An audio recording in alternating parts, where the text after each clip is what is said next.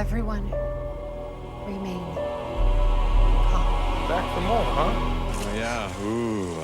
That's how it always starts. But then later there's running and screaming. Somebody talk to me! What is happening?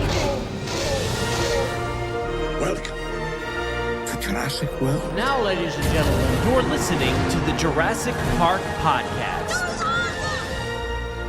How long is it going to take for that to spread around the globe? You specialize in a subject nobody cares about anymore. You're about to be out of a job. Look at you. Look at me. And look at you. Hold on to your butts. Well, we're back. Hello, everyone, and welcome to the Jurassic Park podcast. I'm your host, Brad Jost, and we're here to discuss all things Jurassic, including the movies, TV shows, music, toys, and more. In episode 446, Jaye Jurassic is back once again to help me round out a top 5 episode all about Jurassic Park 3. We are still celebrating the 25th anniversary here on the show, and I hope you are as well. There's a lot to celebrate. And today we're going to bring you our top 5 favorite things that we love about Jurassic Park 3. Anything and everything is on the list. We didn't share our list ahead of time. We wanted to create a little bit of surprise with each other, so please come and join in on that surprise of what exactly brings us the most joy from Jurassic Park 3.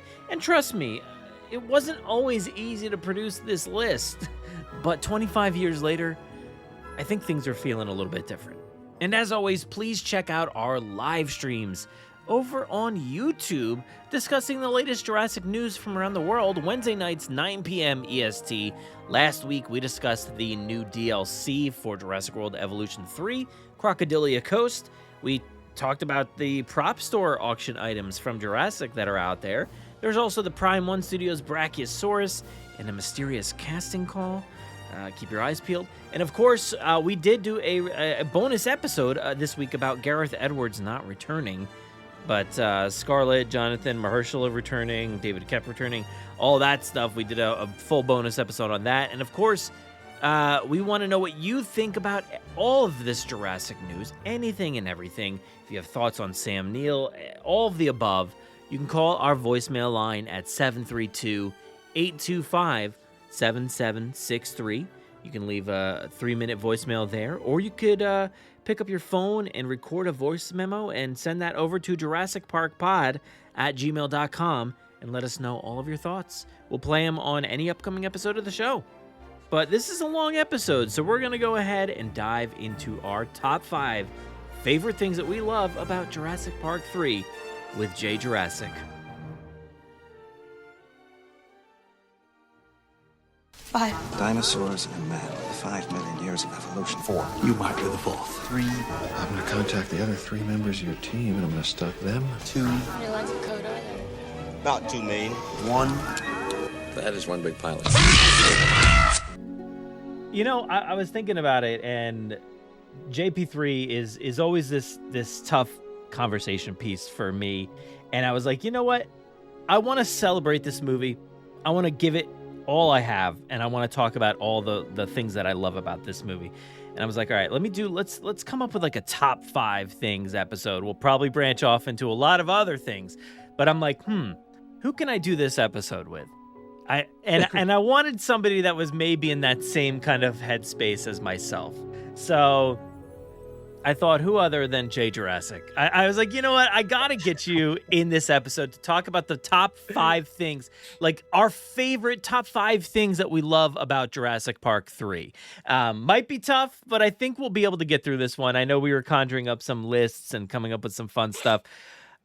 This is the 25th anniversary. I know we've talked a little bit recently, but like, how are you feeling now, 25 years later, from this movie? And again, this is going to be a positive episode, full positivity. I don't think we're going to do any ounce of negativity at all.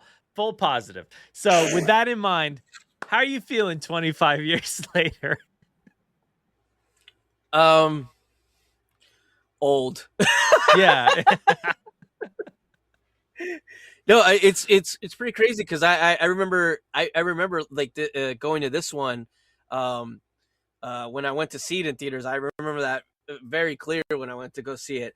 Because I was like, I think I was just like teenage years. It was like it's like on the cusp. Either I was like preteen or teenager, so it was like one that I remember very vividly because I was not little. But after so many years, there's a lot of stuff for many years that I didn't like and this and that. But the film has grown on some points with me, and I've appreciated more of the artwork and the work that went into this film, especially when you find out that like it didn't have a script. It was just like throw the script out, and they just kind of just like just did it on the whim, and Like this. for a movie. Yes, like this. For a movie that was done on a whim, it's not bad. It's not bad if you really, So, and there's a lot of good stuff with it, and I will say some of my favorite behind the scenes stuff is the JP3 stuff. Especially when you watch the Blu-ray, the dinosaur turntables. Oh, beautiful. And the music. There's a lot I can appreciate from the music that I didn't appreciate years ago. It's like it grows on you, That's Yeah. Yeah, no, I think you're absolutely nailed it. You're nailing it there because of like the behind the scenes stuff, the amount of images that we've seen, I think, in recent years.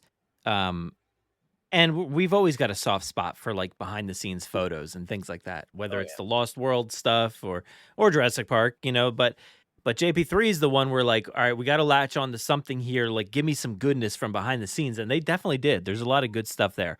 I think this is the movie that we want to know the most about, honestly, in a lot of ways, because the first one, well documented. Second one, I feel like it's well documented. This one, it's like, we just want to know what happened behind the scenes as much as possible. All the scripts, all the information, what went down, why is it the way that it is, or whatever happened with this one.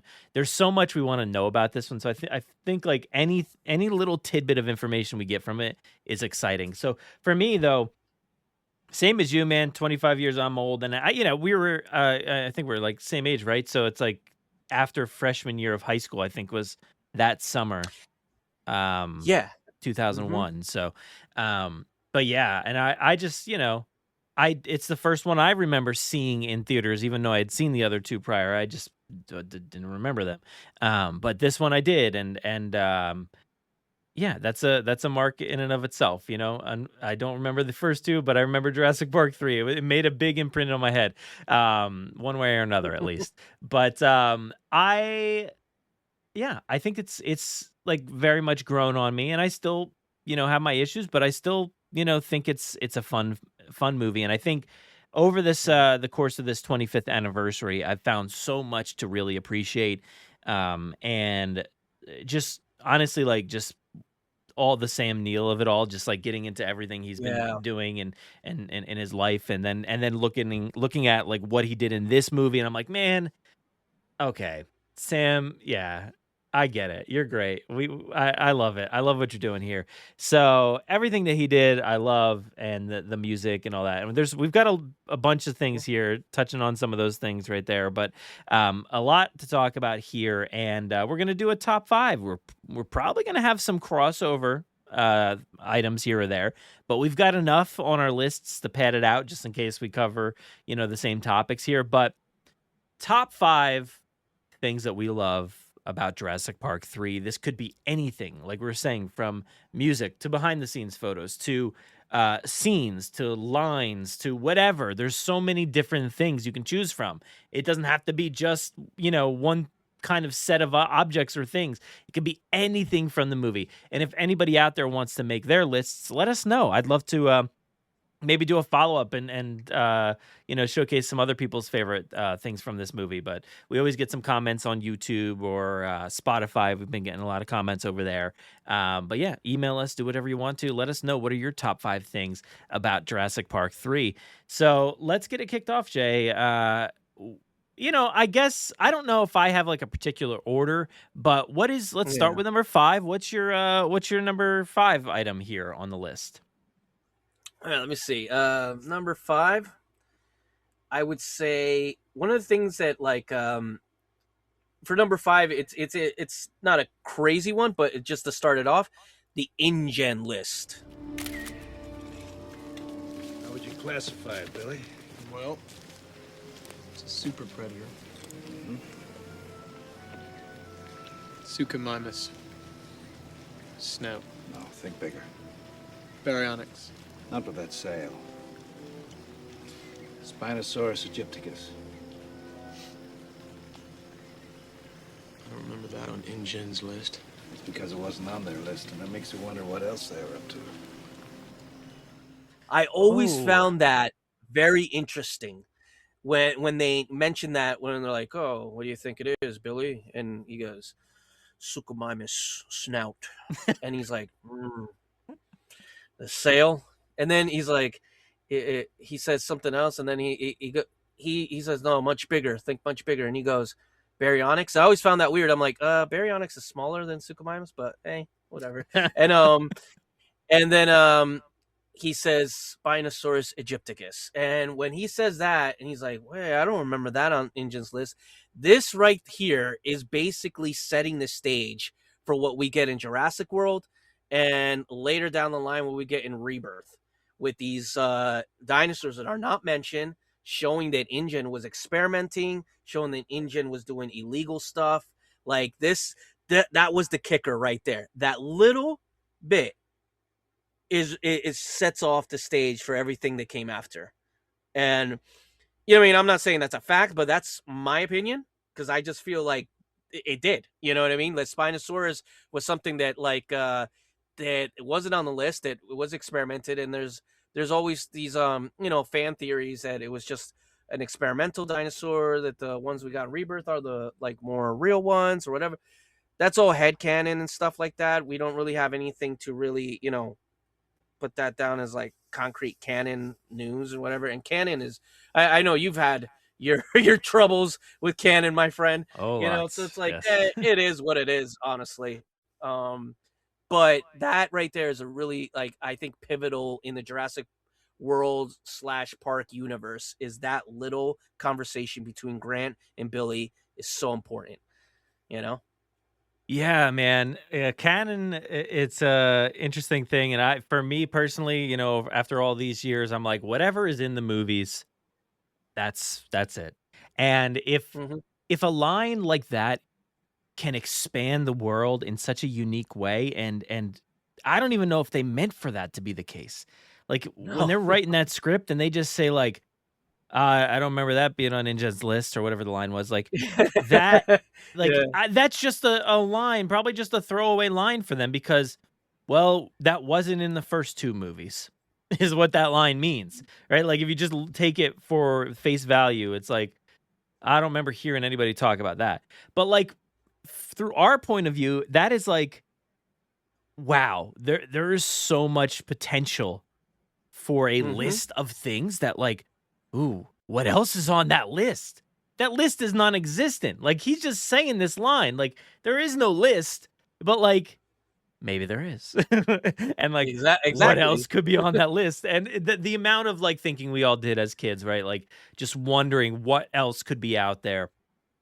And that's like such a good like key moment of this film, that like when you're playing with toys, when you're doing that kind of stuff, you're like, you throw that into the line reads that you have as a holder of toys. You're like, you're playing as Alan Grant or Ian Malcolm or whoever. You're like, that wasn't on InGen's list. You're just, so it's one of those things that you can throw right into your bag of tricks when you're playing with your toys and stuff. So I love that. That is an awesome line. What a great pick, man. That's a good one. Yeah, man, it's a good one to start it out, man. It's a small little thing that could be a potential for so much that the universe broke out into. And honestly, yeah, we don't really know if they really went off of that. But to me as a fan watching that, and then now, we're 7 films in, from me looking back at Jurassic Park 3 and going, oh, whoa, that line right there works perfectly with everything that came afterwards. And, we know it wasn't planned, but it's such a good line in the script or non-script or whatever it was that they threw out there. It's perfect.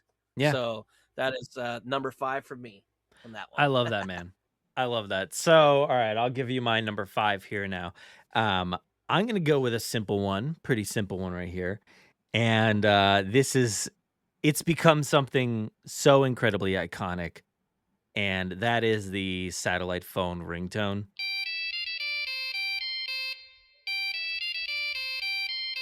Oh That yeah. that ringtone, man, it's just the best. Like I do, my live streams. I bought this phone like as like a joke to be like, all right, Universal's calling me, and I play that ringtone for that phone. It's iconic. I feel like I see posts about it all the time. Maybe it's just because it's the 25th anniversary, but like I see like constant posts about like, man, you knew where you were when you heard that ringtone, or you knew something Mhm. bad was about to happen if you heard that ringtone, and all in reference to Jurassic Park 3. It is so iconic, so catchy. I really don't know the history of it. I should actually like dive into it. Maybe that's a full episode in and of itself. But like I would love to know the full history of that ringtone. I'm sure it's just like a, you know, what were Nokia or so, like some sort of random like phone company from back in the day that we all used to have. But I don't know anything about it. And I'd love to know, because in world though, the fact that it was like an in world ringtone that like he just first off, I don't know, it was 2001. People had cell phones. So like what's up with Paul Kirby owning a satellite phone? There's a distinct difference there between he's got this Mhm. satellite phone. He is not the adventurous type. What's his deal? Why does he have this phone? I don't know. It's a good question, I think. I don't know, man. It's one of those funny things to me that like he's got this silly phone and he's got this ringtone, and it's something that like the characters know. Eric's out there singing the Kirby Paint and Tile Plus in Westgate, and like so he hears that. It's such a pivotal moment. Like we hear it early on in the film, at some point, but then Yeah, yeah. we hear it. I don't know, in the stomach of the Spinosaurus, and then Eric hears it like off in the distance, and then the moment where you're like, "Wait, like how did you know we were here?" Paul says, and it's like, "I heard that stupid ringtone. I heard it." Like, and he's like, "What do you mean? I don't have my phone." Oh, last time we had it was uh Nash had it or whatever, and then they just like pan over to the Spinosaurus. It's just such an iconic moment, um, all because of that ringtone, and I think it's iconic now. It's like there's some sounds in this movie franchise. You've got the T-Rex roar, you've got Mhm. Velociraptor screeches. There's so many sounds throughout this franchise. You've got Dennis Nedry slipping on the banana peel. This is one of those sounds that is like so iconic to me. So, what's your thoughts on the ringtone there? Oh yeah, I've had that. I've had that as my ringtone for years now. Like that is when people call me, and what's one of the coolest things? Um, a lot of like the younger generation, Jurassic Park 3 was their Jurassic. That was like the first Mhm. one they saw in theaters, or the first. If you talk to a lot of younger generation, they're like, "Oh, that's my Jurassic film." Um, when I'm tattooing like one of these younger kids in their 20s, or they're 18 or around there, and my phone has rang a couple times, you see their face. They're like, "Yo, is that Jurassic Park?" Like, and I'm like, "Yeah, that's a Spinosaur ringtone right there. That's a paint and tile Kirby Paint and Tile Plus."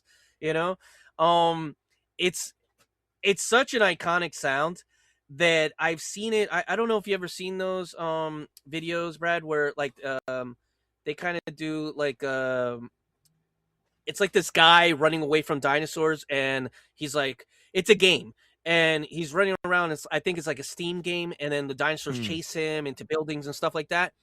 In that game, whenever you hear that ringtone, the Spinosaurus is somewhere around the area.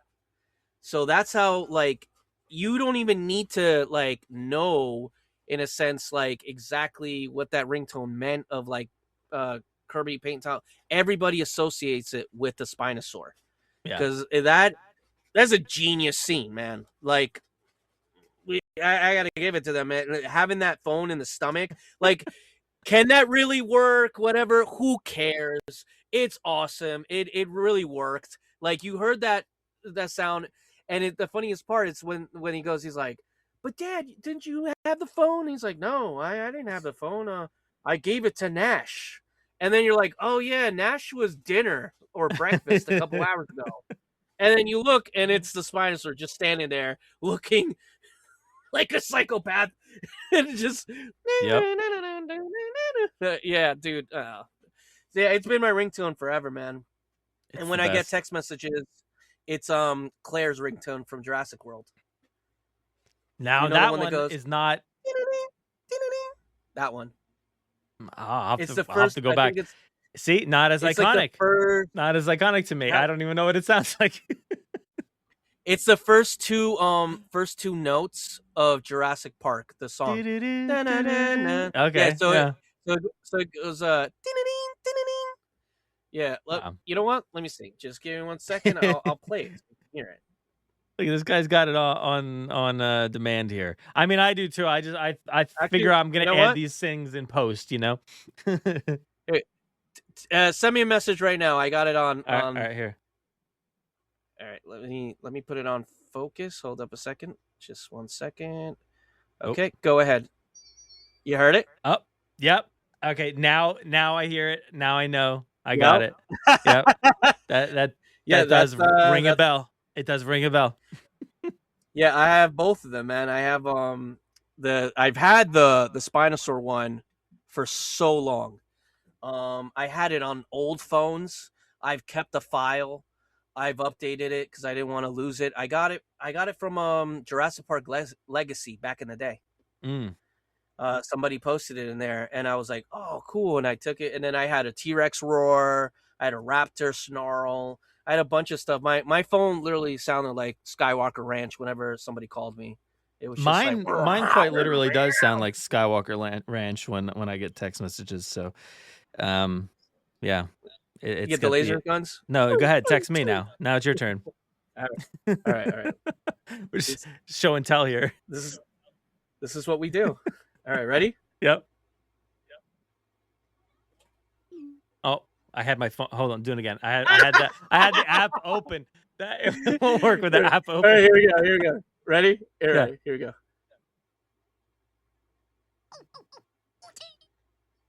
Do you hear it? It's a Jawa noise. Anyway, those are our top, the fifth item. So let's move on to number 4 here. What do you got? Number 4. Let's see. Oh, and by the way, if you're hearing like brown paper bag being like kind of destroyed in the background, that's Toasty right now. He's playing with a bag, and yeah, it's better that than him meowing like constantly because I'm on the podcast. Just like Cheetos used to meow all the time. So for my number 4, I'm gonna say, let's see. My number 4 would have to be the designs of the dinosaurs. Like in it, I have the drawing of Mark Crash McCurry's Spinosaurus on my wall at work. I have his Tyrannosaur. I have, Triceratops, Stegosaurus. Those drawings from that era, I'm sorry, but Jurassic World does not match it. And I love the way they designed the dinosaurs back then. Are they, paleo accurate? No, but who cares at this point, really? Because they look cool. They looked awesome back then, and I think that was the last one that Crash worked on. I don't think he worked on the Jurassic World ones. I think it was McIntosh, right? Glenn McIntosh. I don't know. Maybe. Yeah, I think it was that guy, and his designs are cool, and people like. I'm not the biggest fan. I like Crash's work a lot more, and the designs of the raptors, the especially the queen, the one with the white and black spots. It's dope. Come on, Mom. Sorry, cat on the desk. Hey, buddy, Momo, you gotta let me work. Sorry about that. He was going towards the keyboard. I was like, oh no, he's gonna shut everything off. Yeah, just stay right there. Yeah, you can play with those headphones. All right. Anyway, sorry about that. You can scratch that out or leave it in. It's fun, whatever. Yeah. But yeah, I feel that the designs of all the animals in general, except for one. I'm sorry, but I know I said no negative stuff, but I'm not gonna say negative. But I'm just gonna say I'm not particularly fond of the brachiosaur in this movie. But Had a feeling. otherwise, everything else looks great. The Spinosaurus looks great. The color designs they used and the color palettes are way more brighter than the other movies. You know? Mm. And so Yeah. that is one thing that I really appreciated because the T-Rex is a very bright green with like other jungle greens. The Spinosaurus got red and brown and this blue and orange on the sail. The Raptors have like this reddish type of tint with brown with white stripes. They got the little feather proto feathers on the head. It's hair. And you have the one raptor, the queen raptor with the white, man. She just stands out, you know? She looks dope. So that's my number 4, I would say. Yeah, man. I think Oh. the designs are pretty excellent, man. I mean, the Spinosaurus is it's so iconic. Again, Mhm. I don't want to see a Spinosaurus any other way. Like I know we've gotten them in Rebirth, but like this is the way all Spinosaurs need to be from 2001 onwards. I don't care how accurate it is or not. Like I just need that Spinosaurus and that Spinosaurus alone. Like I don't know, whatever. It's a big monstrous creature, but like that's what I want out of this movie and the entire franchise. I just want them to be kind of crazy creatures, and the Mhm. Spinosaurus is just it's one of my absolute favorite things of all time. So that design, iconic. The Raptors, like I don't care for the female Raptors too much in this movie, but the male Raptor designs are really cool. I think personally, like the nothing will ever top like the Lost World for me, like those Raptor designs. Yeah. But like the Yeah, those are JP3 nice male too. Raptors are really cool looking. You know, they're Mhm. also iconic. They've got the cool color scheme and the quills and all that stuff. I think they're really cool looking, Mhm. and I think the ones that we would have gotten in Rebirth kind of look like maybe taking a lot of Yeah. inspiration from there, but yeah, Uh, I think those two alone. Like I'm not a big fan of like the Ceratosaurus or the Brachiosaurus. Um, but you know what? Compies are there looking cool, but it Mm. all comes down to, oh yeah, well, I mean, I know they're not dinosaurs, but like the pteranodons and all that stuff, very cool looking Mhm. creatures. So yeah, I think they killed it with the designs in this movie. Absolutely, man. I think that the designs of in Jurassic Park 3 of the pteranodons are so much better than the world ones. I never was a fan of the world ones. They look very like I don't know, man. Like they haven't eaten or something. They're too small. I don't like their crest. I really love what the ones in Jurassic Park 3 the way they look. And when Yeah. Mattel was making the toys, I was always looking for the ones that looked more like the JP3 ones than the ones from Jurassic World. You Well, know? yeah, the ones in Jurassic World are so much smaller and they're not very menacing. I guess like they're overwhelming in numbers, but Yeah. I don't know, in the age that we grew up, right? There was like the dinosaur tack cards and stuff like that that were like those things were horrifying. You know, those cards had massive imposing dinosaurs and I do think there were like some pteranodon ones that like it did feel like they kind of took from that with Jurassic World a little bit. But seeing the scale of them in Jurassic Park 3, that's what just like sold them. So yeah, absolutely killer creatures. Love those things. And yeah, they're menacing. Mhm. So yeah, everything was menacing in this movie. All the dinosaur designs there's just something menacing about them. But where should I go for my number 4? I'm gonna go. I'm gonna go here, and I'm gonna keep it light again here. But I just got done wrapping up a big series with Caleb Burnett about the music for Jurassic Park 3. And just one of my most favorite things, I think, from this movie, well, is the music overall. I think like the entire score is really great, but there's a few amazing cues that are throughout this score, but one that really stands out the most is like the Kirby family theme. Like whenever you hear like the Kirby's talking, there's like that theme is like subtly playing underneath, and it gradually has to get there. It doesn't start there. You know, it plays like different pieces of it, and then layers it, and then plays a different piece of it. There's different versions of it, and by the time you get to that satellite phone ringing in the stomach, and right before that is the final swell of that theme, is like it's here. The full theme is right there. You're getting the entire iteration of the Kirby family theme. It's part of Nash Calling, and it's great. You know, I think I've had my quibbles with that score, but I think that theme is such a beautiful theme. It's so well used throughout the movie. And when you're isolating it with the score, just like listening to the score and the expanded score, it is really great. And I think Don Davis did a beautiful job of like intertwining like Jurassic Park themes, but then adding in this brand new theme.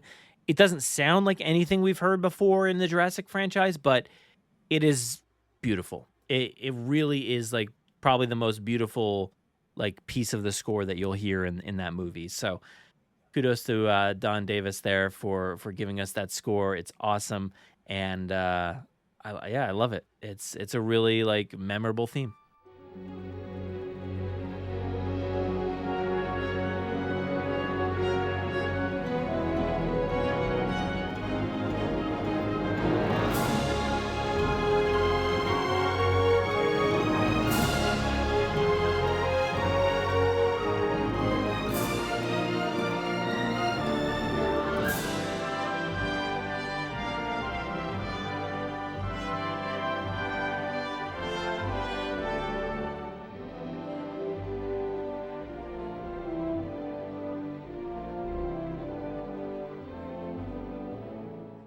Oh yeah.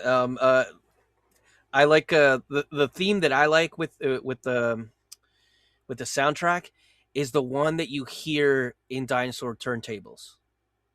That.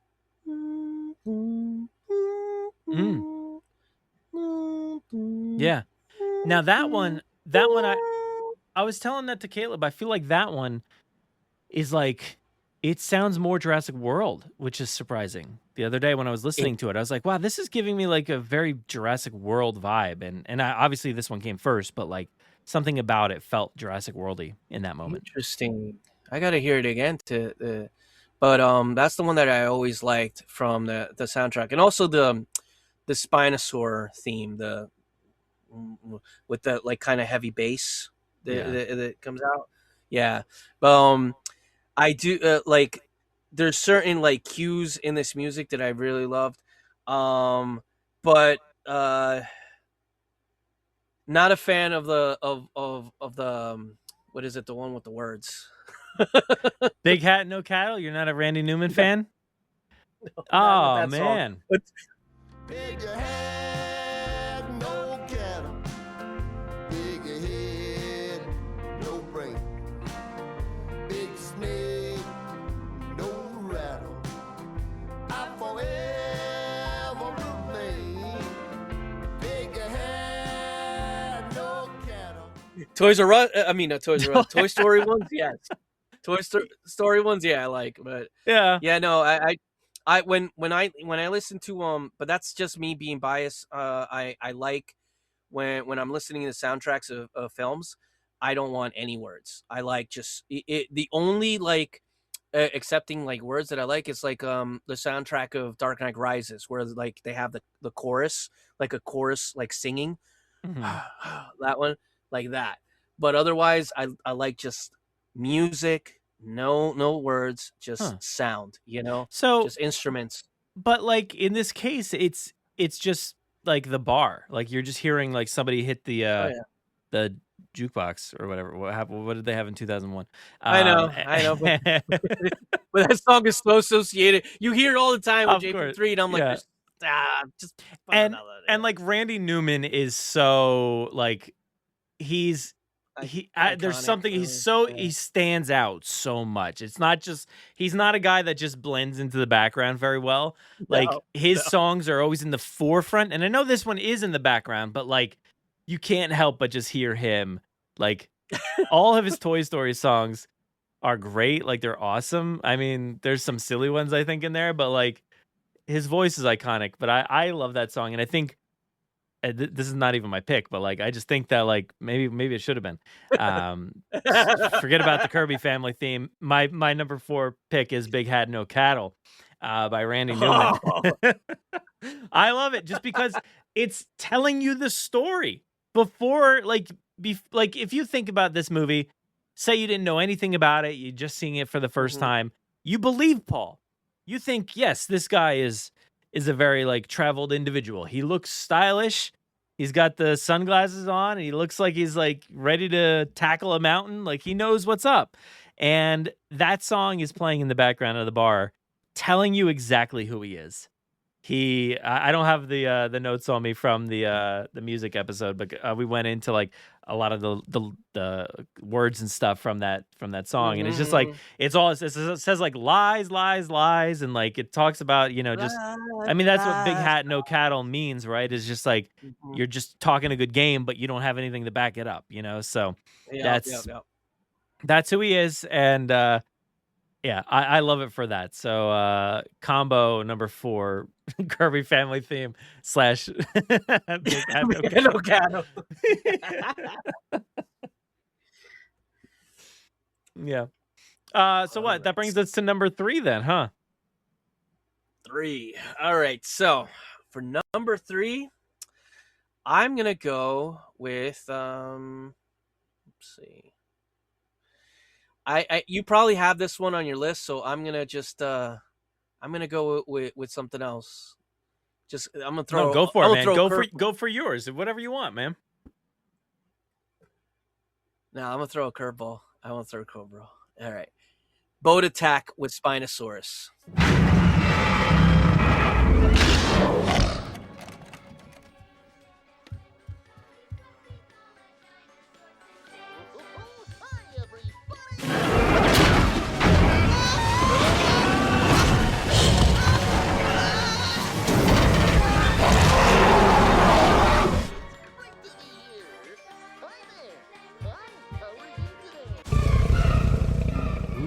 Okay.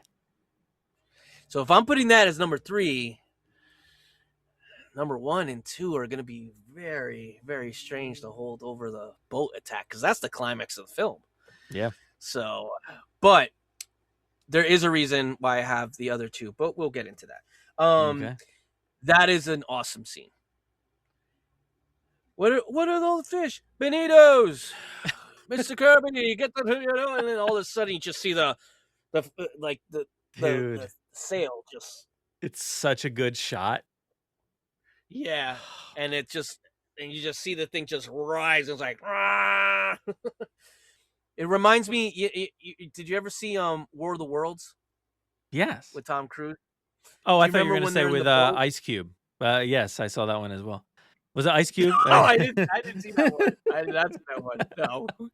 Yeah, I saw the one with I actually just watched the Tom Cruise one not that long ago. To be honest, it was I couple saw weeks it ago. a couple months. I saw it a couple months ago. It was on something, and I watched it. Anyway, do you remember that scene where like they're in the boat and the alien just pops out of the water and it makes just like this foghorn sound? Oh, dude, that noise is terrifying.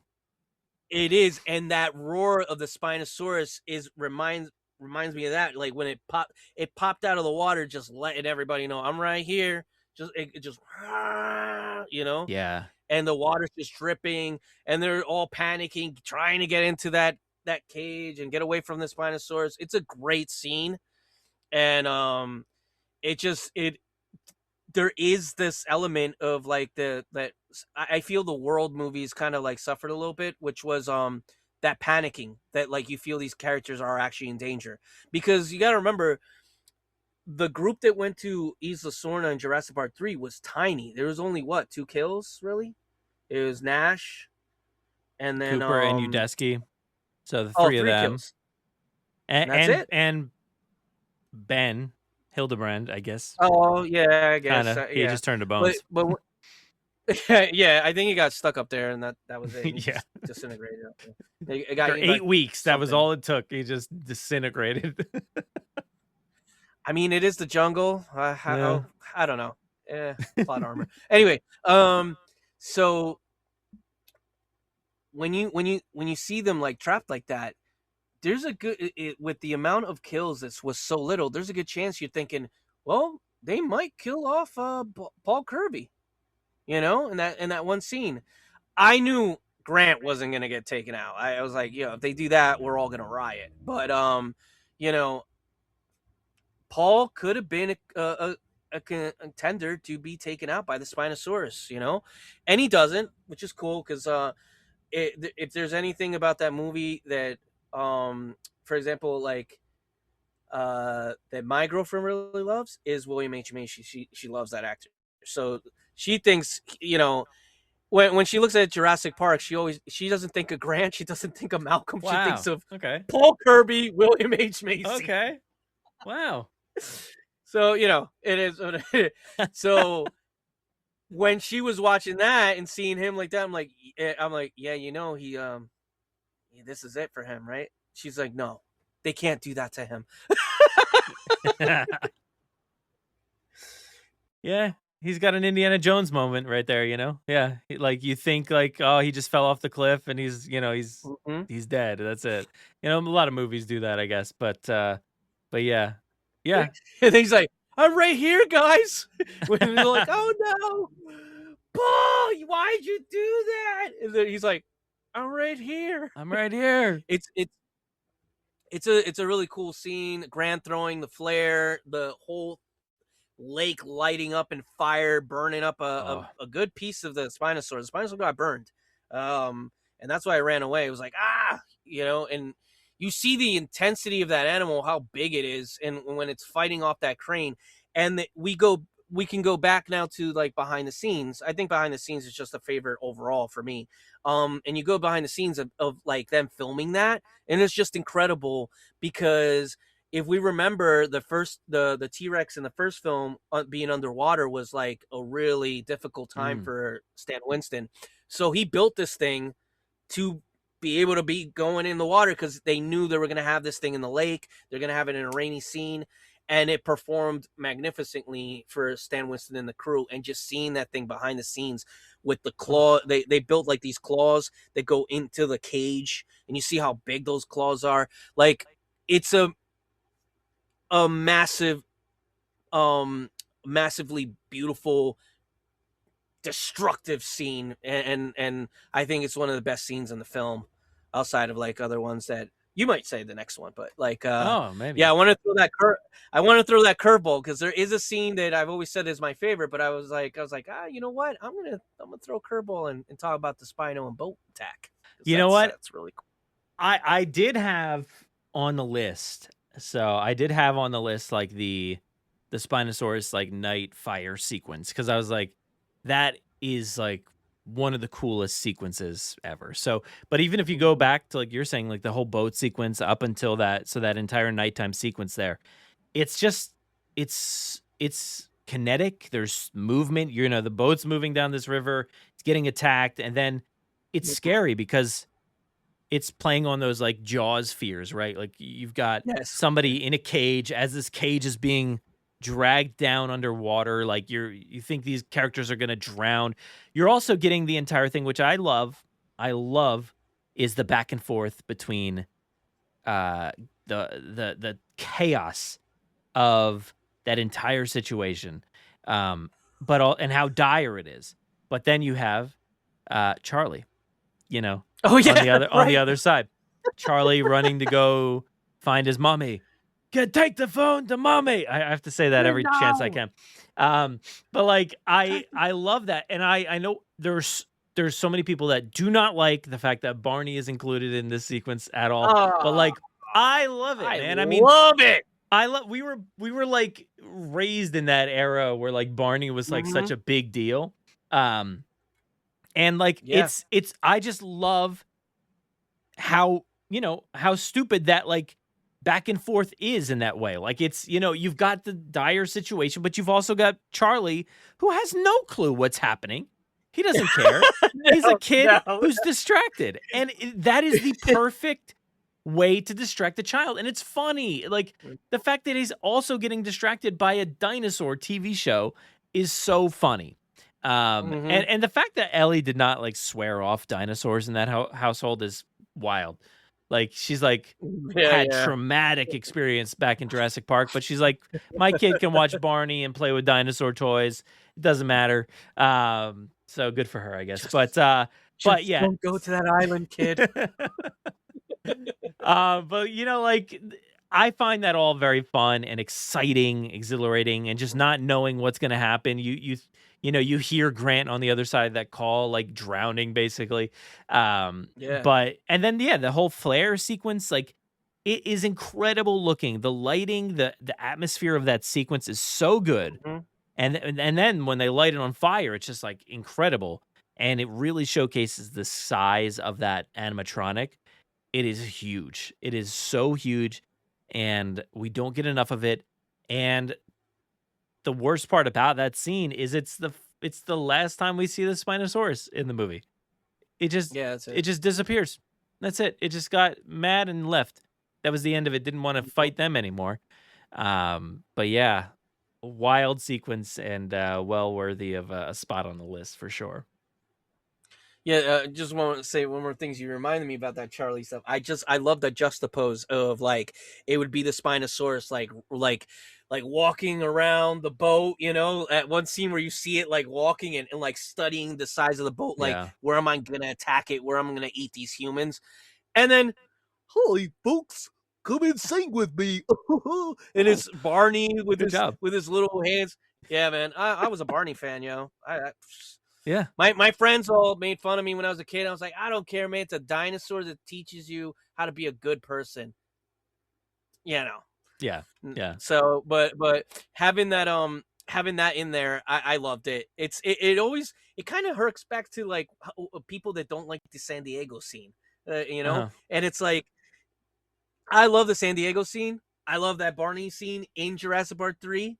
Just having that bit of humor, but at the same time kind of like hold on to your seat. Okay, you can relax. No, hold on to your seat again. Now you can relax. It's like I love that because it keeps you on your toes. Yeah. But great scene. It is an epic scene, absolutely. All right, so my number 3, I'm gonna go with this one here. Now this is I think it's one that's overlooked a lot of the time. Now this is I wrote down the entire thread of like dinosaur communication. It's a weird one, but it all stems from one thing. One thing that I'm not a huge fan of, and I haven't always been a huge fan of this moment, but hearing the raptors say Alan. Alan. Alan. Right? Like that is the one thing that like is confusing, and it's like, why this is so stupid. I don't understand this. This is garbage. This is a terrible movie. And like, hey man, you're holding your breath. I get it. But look, that is not one of my favorite things. But I will say it is in this long list of things that I do find really interesting. The fact that this movie did is like the movie starts off, with you've got Alan at Ellie's house, and he's speaking to the bird, and he's like, Jack, say my name. Is my name Alan? Is my name Alan? And like he's like, he used to know me. So like he's talking directly to this bird who will not talk back to him. So there's communication there between him and the bird. A bird is an ancestor of dinosaurs, so like that is a important puzzle piece to this whole thing. Him and Ellie they go on talking about the raptor intelligence. They're talking about, their social intelligence, working together, working as a team, all that stuff. And that they were smarter than primates, so they're beginning to talk about their intelligence and their communication with each other. He then goes on to talk at the presentation, whatever that is. He's talking about, the sophistication of their vocalizations and stuff like that, and talking about their coordination elements, and how they're all working together again. And that if they weren't wiped out, they'd probably become the dominant species. So it's their intelligence. It's all about their intelligence and their communication still. And then you go to the dig site, and Billy's working on the resonating chamber, which is the device that Alan will eventually use to speak directly with the velociraptors. So, then you get the Alan scene. It's one of those scenes that, like, if you're not really paying attention, it doesn't make any sense. You're like, what? I mean, yes, you can have qualms with the fact that, like, it's a JP3 Raptor, but, like, I'm fine with it. It doesn't bother me as a thing. I could say, like, somebody did some research and it was, like, something he saw at some point. But I think, then you go to the island. They're in that facility, that research facility of some kind, and, like, Alan notices, he's like, oh my God, it's calling for help, when it's trapped behind the cage. And then we see the raptors outside calling for help. And then we get, like, fast forward to, like, the end, and you've got the raptors there surrounding the crew. And he's like, all right, what am I going to do? I'm going to pull out the resonating chamber, and I'm going to speak to these dinosaurs. And hopefully it's not going to fail like it did with Jack, the bird, at the beginning of the movie. But he pulls it out, and he's able to communicate with these raptors to, like, fend them off for a few seconds before the chopper eventually scares them off completely. But, like, I love that entire thread throughout that movie of communicating with dinosaurs and their ancestors in that way, and just talking about the intelligence of the dinosaurs. And I think it is an undervalued piece of Jurassic Park 3 that, like, you can just blow off that Alan scene and say it's dumb. I get it. But, like, putting it along with the rest of that puzzle, I think it is actually a pretty cool sequence. That was incredible. That was a really good rabbit hole. I never looked at it at all from that perspective. And yeah, you have changed my mind about, opened your eyes. About yeah, to that scene. Definitely. I never thought about it that way. It's all about communication. And now that you put it, it's not all just about communication with the dinosaurs, it's about the communication of Grant. Trying to communicate to, like, the people that he cares about, that he never really told them how much he did care about them. So it's almost like an open letter communication with Ellie. Oof, I like this other layer. What? Great job. What? And Ellie even has a line right in that moment. She says, you can always call me. Like, you can always, don't forget, you can always call me, or whatever she says. So, yeah. I know your name.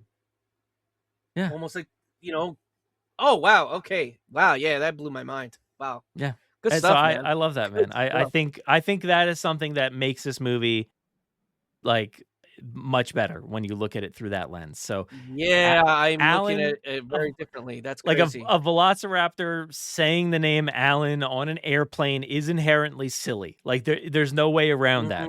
But when you look at it through the point of view that Grant's mind is always constantly thinking about these dinosaurs communicating and talking to each other, and he's a relic. He's what did he say? He's the last of his breed. So, like, he's a relic in himself, and he wants to be talked to. So I think there's something there. But yeah, I love that, and had to add it to my list. So it's almost as like the conscience part of his brain wants to be able, like, he wants to learn their communication skills, but it's almost like he wants to communicate with them, like communicate with dinosaurs, because he keeps talking about the evolution of dinosaurs, that they would be the ones at the top of the food chain, not us, if they weren't taken out.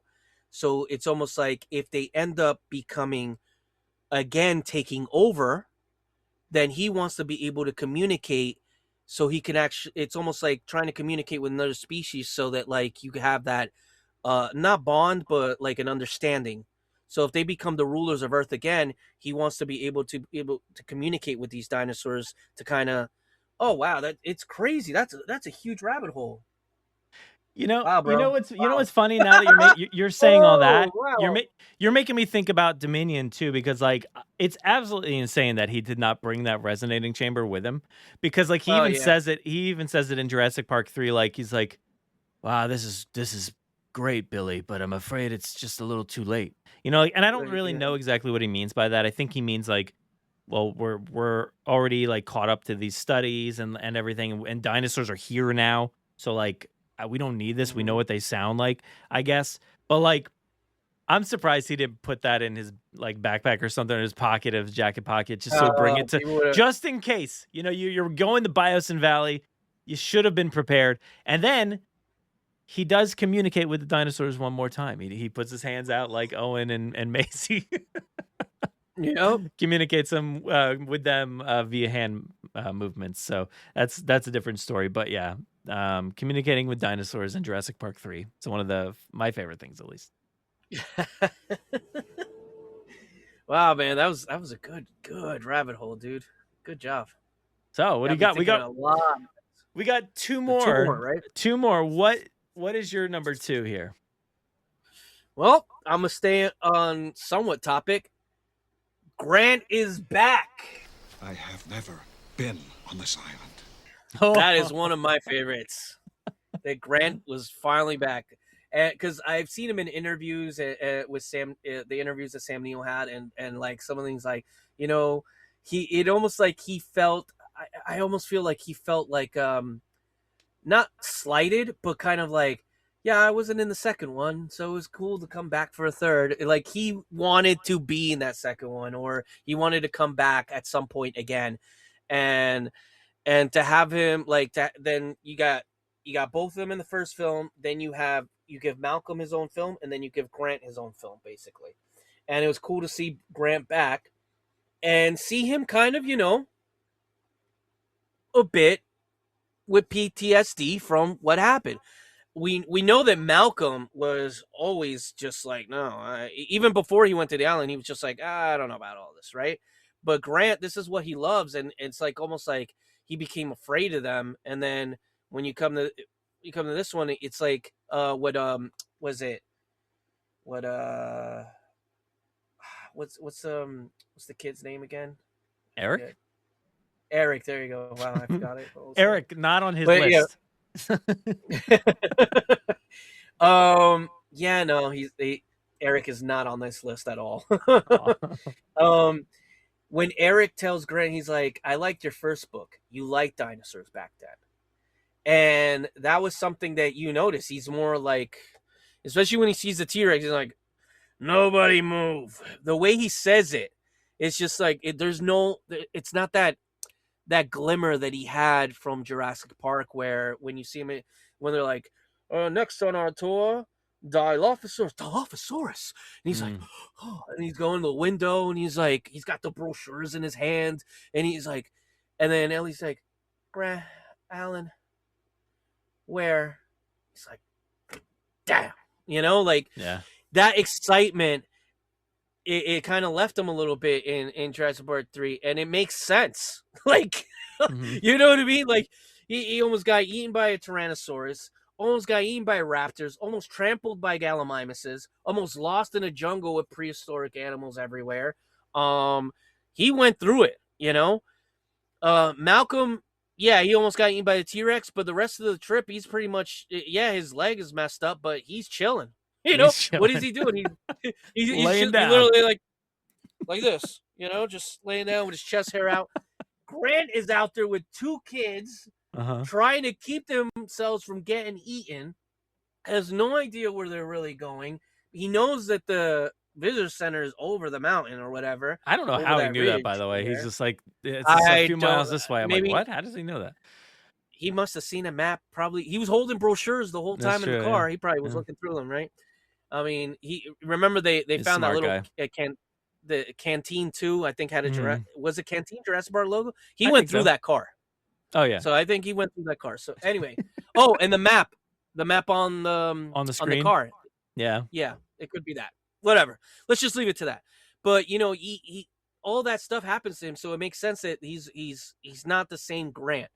But I do appreciate this Grant because um it's great to have him back.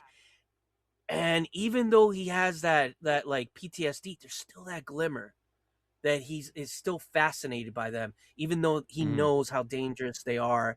He always kind of knew, but he never faced them, of course, because nobody knew dinosaurs would come back.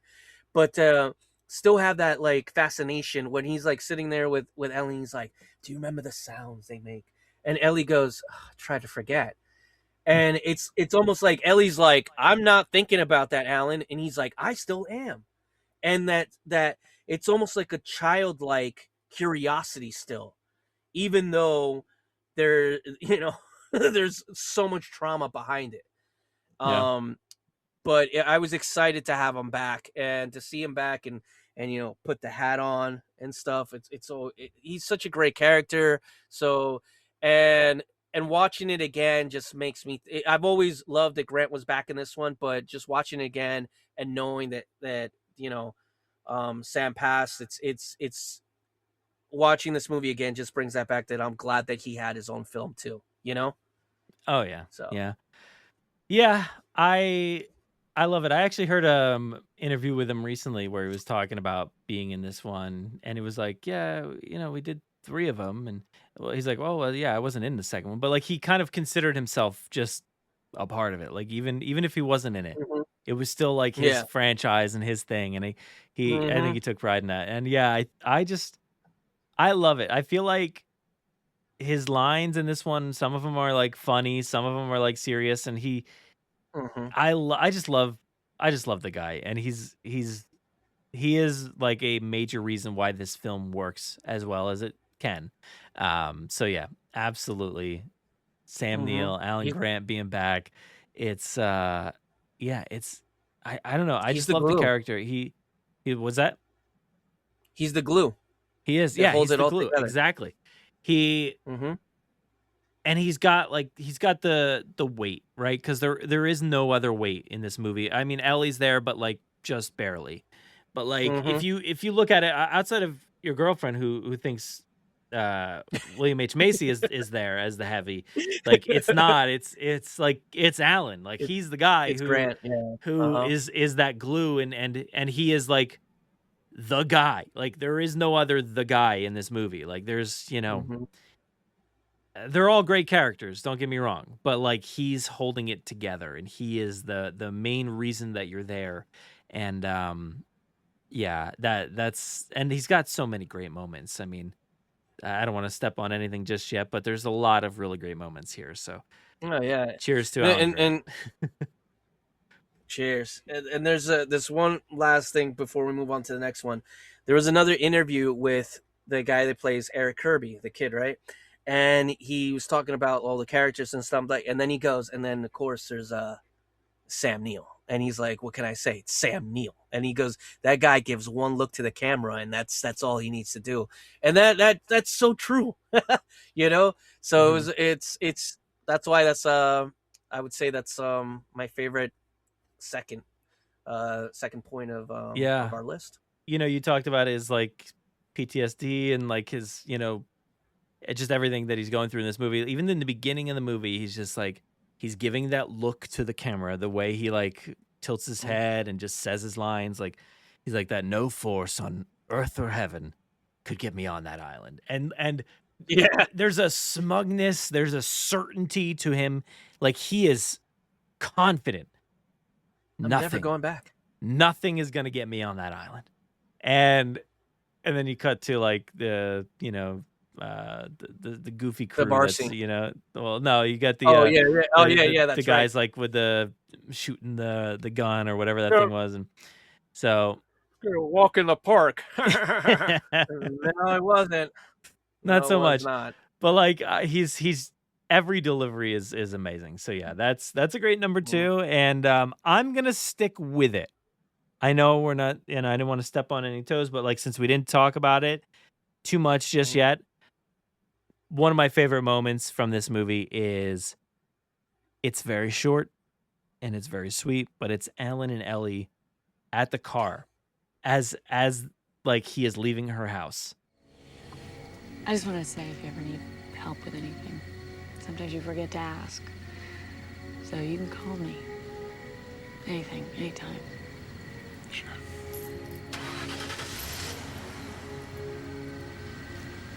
You're still the best. I mean that. The last of my breed.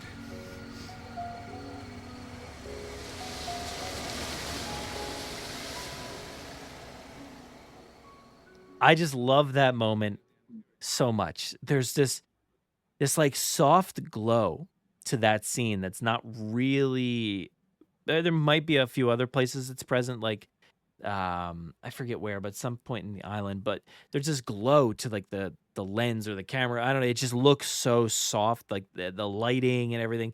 The Jurassic Park theme is playing ever so slightly underneath, and that happens a lot in this movie well, actually a lot of it was cut out. And me and Caleb reinserted it into the movie, but like there's moments where like you just hear that Jurassic Park theme and you know that Alan Grant is talking, or in this case Ellie is talking too. And yeah, there's a later on moment where he's talking about Ellie and it's playing, but like and you know, we mentioned it before, but Ellie talking about like, you know, that you can call me anytime, and this is that slight redemption to the beginning. You know, the beginning, I wrote this down as well as like a extra kind of point, but like I was like considering making this one of my top things, is like the 30 seconds or so that we think Alan and Ellie are together and have 2 kids. I timed it today, and it's like right around 30 seconds long, where that, you know, the Charlie's playing with the dinosaurs and you're seeing Alan talking to Charlie on the ground, and like you're like, oh my God, he's got a kid and he's telling him about dinosaurs. And then Ellie walks up with another baby, and it's like, oh my God, he's got 2 kids. They're in love. This is amazing. And then here comes Mark. But this is like a little bit of redemption to that, just because it's like they still have a severe like fondness for each other and connection. And it's great to see, you know, the way that Ellie looks at Alan, and she says like, you're still the best. I mean that. And that's where he says like, the last of my breed. And it's just the way that Ellie is like staring at him, like as he's pulling his car back out of the driveway. And yeah, it's an awesome moment. It's a very sweet moment, very quick moment, but I love that. It's great. And it's extra, it feels extra meaty right now just because of Sam and everything. So yeah. It's an important scene. And you know, I was just thinking, I don't know why this memory just came through, but I remember thinking the first time I saw him pulling out with that car, and just looking at, I remember thinking to myself, wow, you know, Dr. Grant's just a regular guy. Look at his car. It's just a regular car. It's not anything fancy. It's not not like a, I know we had like this moment right here, but like I just that memory popped in my head. That's the stuff that we're here to talk about. It's like the random, you know. And what is that? Because I now that I'm thinking about it, I'm like, wait, he has 2 cars. Alan Grant, whose dig sites are barely funded, he's got 2 vehicles. What I mean, but I think the other one is a university one. Is it? Yeah, because I was wondering, is that like a truck for like the dig site, like specifically or something? So maybe that's like not his car. Maybe but he did drive it to the dig site. So I don't know. I don't know. Could be a company vehicle. I don't know. Yeah. You know? But yeah, that's a fun. It's a great scene. Yeah. Great scene. Yeah. So that was my number 2, and that brings us to the last one, our number 1 pick here. I don't know what you're gonna pick. I don't have any clue. I have no clue what you could possibly be picking here, because I feel like you've spent it on all like these great sequences, these great ideas and concepts or whatever. What in the world is your number 1, and is it gonna step on my toes? So my number 1 I'm gonna have to switch up because my number one was literally what you just talked about. Oh, But remember, I threw a curveball earlier. yeah. So this one I can say this is my number one. It's been my number one for years, but with the recent stuff that has happened and watching the movie again, that's why this scene with Grant, Last of My Breed, I literally have it on the list. Last of My Breed between Grant and Ellie is such a pivotal scene for me, and we've talked about it in the last podcast that we talked about Sam Neill. That's why I can never, as much as people may absolutely loathe Dominion, I can never hate it for the simple fact that it gave me one of the things that I always wanted was to see Grant and Ellie together. Because that scene when he's leaving in the car and she's just standing there, every time I've watched that movie, and I haven't watched it as much as the others, but every time I've watched it, I will stand and watch that scene. Like I could be doing stuff, but it's a scene that stops me in my tracks, and I watch it, and I always used to say to myself before Dominion, this is before Dominion ever happened, I would say to myself, what could have been, and it just, so that's why that was my number one, with everything. I'm so sorry to add on for that, but all good. It's a great scene. So if we're gonna go number one, I'm gonna say the entirety of the aviary scene.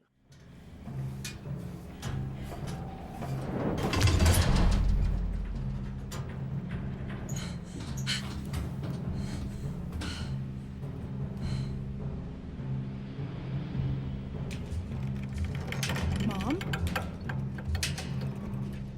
Oh my God. What is it? It's a bird cage. For what?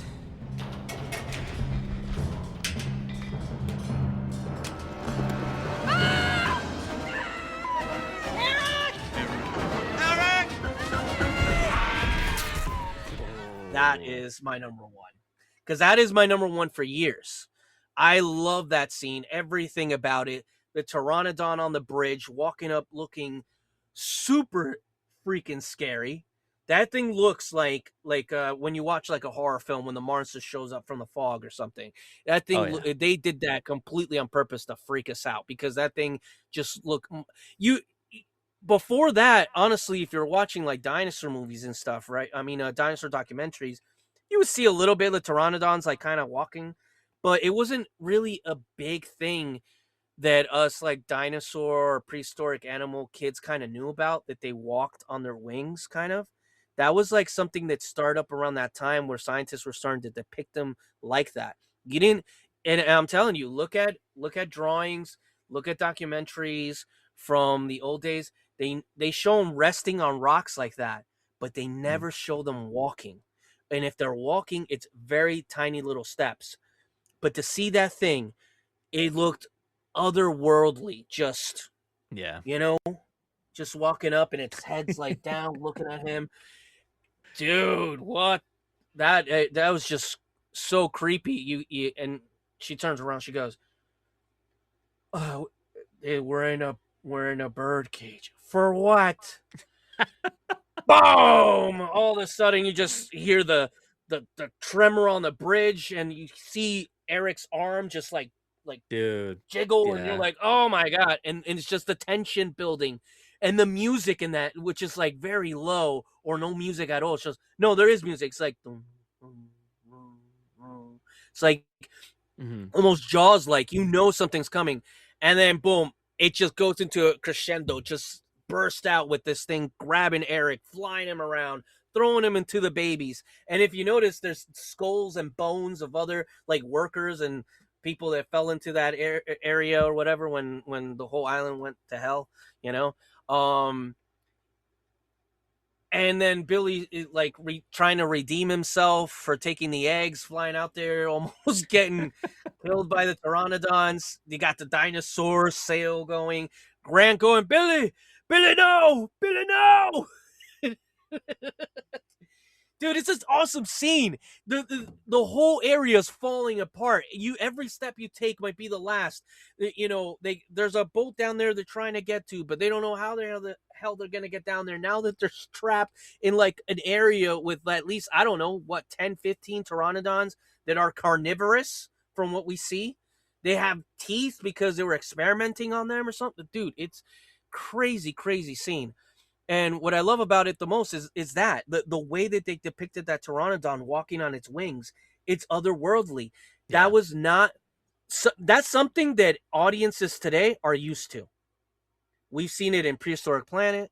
We've seen it in like other movies with dinosaurs, and it's something that we've been accustomed to in the last like 20, 30 years.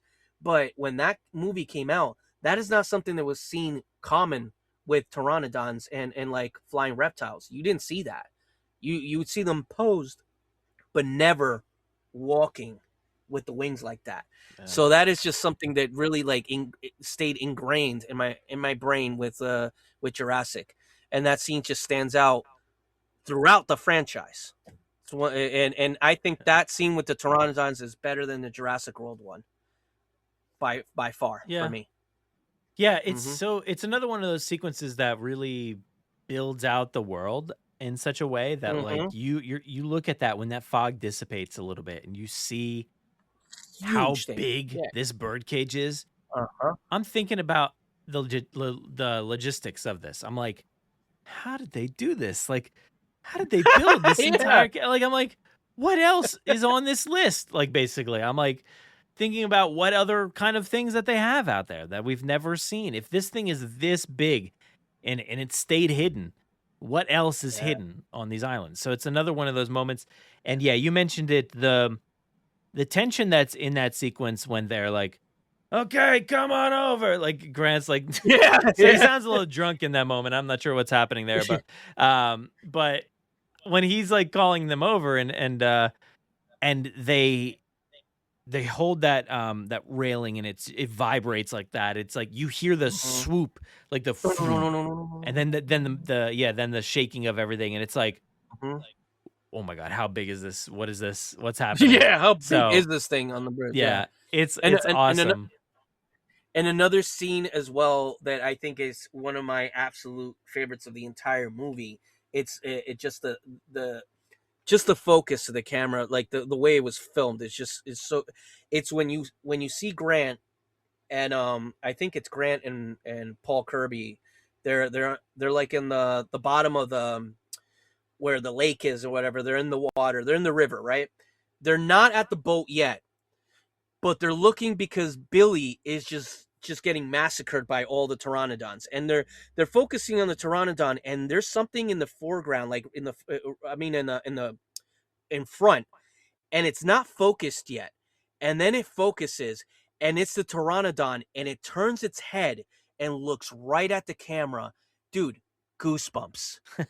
That gives me goosebumps, dude. It is a terrifying scene. That thing looking at the camera looks crazy scary, and you just see it in their faces, like Grant and Paul are like, oh no, let's get the hell out of here. Dude. Bill, they're like, sorry Billy, we're out, and they just run out to the boat. They're like, there's no way of saving this guy. We're not gonna he's toast. This thing. This thing. He's toast. We can't we gotta move on, dude.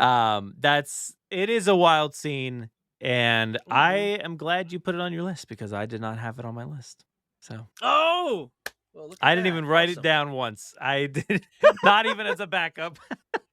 So what is your number one then? All right, so no.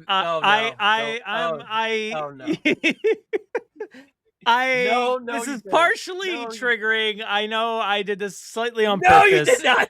I did this slightly on purpose, but look, I know you've gotten over things a little bit here and there, but yeah, I'm gonna bring it back up again because this is it's a great sequence, and I don't care. Like I feel bad for saying this, but one of my favorite parts here is the Spinosaurus snapping the neck of the Tyrannosaurus Rex.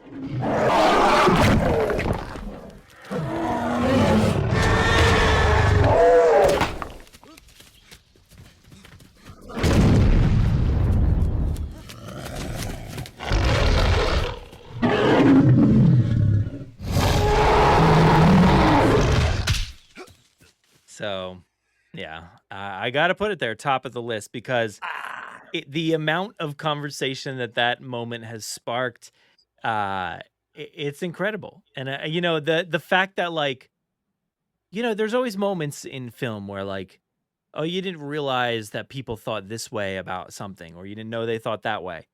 I didn't know that anybody cared about that moment, like, being a thing that was hurting them internally as yourself. But, like, so to me, I thought that was just a very cool battle. Maybe this sequence is the reason that Jurassic World franchise is what it is, but, like, we've got this massive, like, our first, like, real big battle. I know with the Raptors and the T-Rex in the first movie, Yeah. and there's other little things, but, like, this is the first time, like, head to head, like, fight begin, like, kind of like they squaring off against each other, or they're fighting. And I'm upset that it's not longer, because we know that there was a lot of animatronic stuff shot for this as well. I think there's probably about 20-30 seconds more, at least according to the score. I think there was, like, a little bit more, because I overlaid it and it didn't fit the score that they did cut, so you could see, like, how much was cut from that. And yeah, it's a bummer that we didn't get the animatronic stuff. But again, speaking of the behind the scenes photos and everything, like, that's one of those, like, iconic moments. And there's so many photographs from that entire area there. So I love seeing all those. But just knowing that they needed to establish the Spinosaurus as the new king of the jungle, basically, that this is the next big bad. And the only way we can show you that is by destroying the previous two big bads. We're gonna kill this T-Rex that was so awesome in Jurassic Park. Not the same ones, but, like, we're gonna kill this T-Rex from Jurassic Park, kill the T-Rex from Lost World, like that same kind of dinosaur. Kill it here in this movie, just to show you that it's bigger and badder, scarier, more teeth, all those things. And you didn't know it was on the list. It was, I think, a very admirable moment, a very wild moment. Like, I just can't believe they did it still. And it's cool. I like it. I really don't like the sequence preceding that, but I love that moment. And it is fast and not super long, but, like, I think it's cool. I think it's cool. And it's one moment where we don't get any score in there. So it's just the sounds of, like, the destruction and everything, and that's loud enough. But I like that sequence, and I love the transition of the Spinosaur, like, roaring to the Paul Kirby punch. Like, it's such a great transition. And yeah, so I apologize, Jay. The Spinosaurus snapping the T-Rex's neck, number one on my list. What are your thoughts? That's why you got me on the podcast for this one. You got to. Yeah, maybe. Yeah, I'm gonna be honest. I still skipped that scene, so I got nothing to say about it. Oh man, come on. Maybe I can uncover some little thread that'll make you rethink it. I don't know. I'll have to think on this. I still watch most of the movie, but that scene's just still, I don't know. It's just I mean, it's cool that we got two big dinosaurs fighting, and and that as well probably started the world thing where you have, like, two dinosaurs facing off each other. We, like you said, we did have some dinosaur fights in the other ones. We had the Raptors versus the T-Rex, and in Lost World we had two Raptors versus each other. They were fighting, for Sarah, and then we had these two. But the way the fight kind of played out, the shortness of the fight, and the fact that it was just kind of like, I don't know, man. I always found it, like, to be more of a, how would I put it? Like, it was more like Universal I got to keep this PG. So it was more of Universal just pretty much doing a big middle finger to, like, don't like this dinosaur anymore. This is the one you gotta like now. That's how I always saw it, and that's how I always felt about it. And I was like, no, not really. I'm good. And You mean it did work because there's a lot of people that love the Spinosaurus, and we've seen it in the last like 2 years with the toys and then putting them in movies and stuff like that. I think that it's also in End of Oak Street as well. And it was in that Prime movie or whatever, the one with the Vietnam soldiers, and then it was in Rebirth. You know, they brought it back. So it's an animal that people that like I would say more of the younger generation really really love, and I guess they love it for that because that movie that's all it wanted that movie to portray, that the Spinosaurus was just like, I'm the new bad guy on the block. You gotta like me. It's kind of like you ever watch like mobster movies? Yeah. Yeah. Right.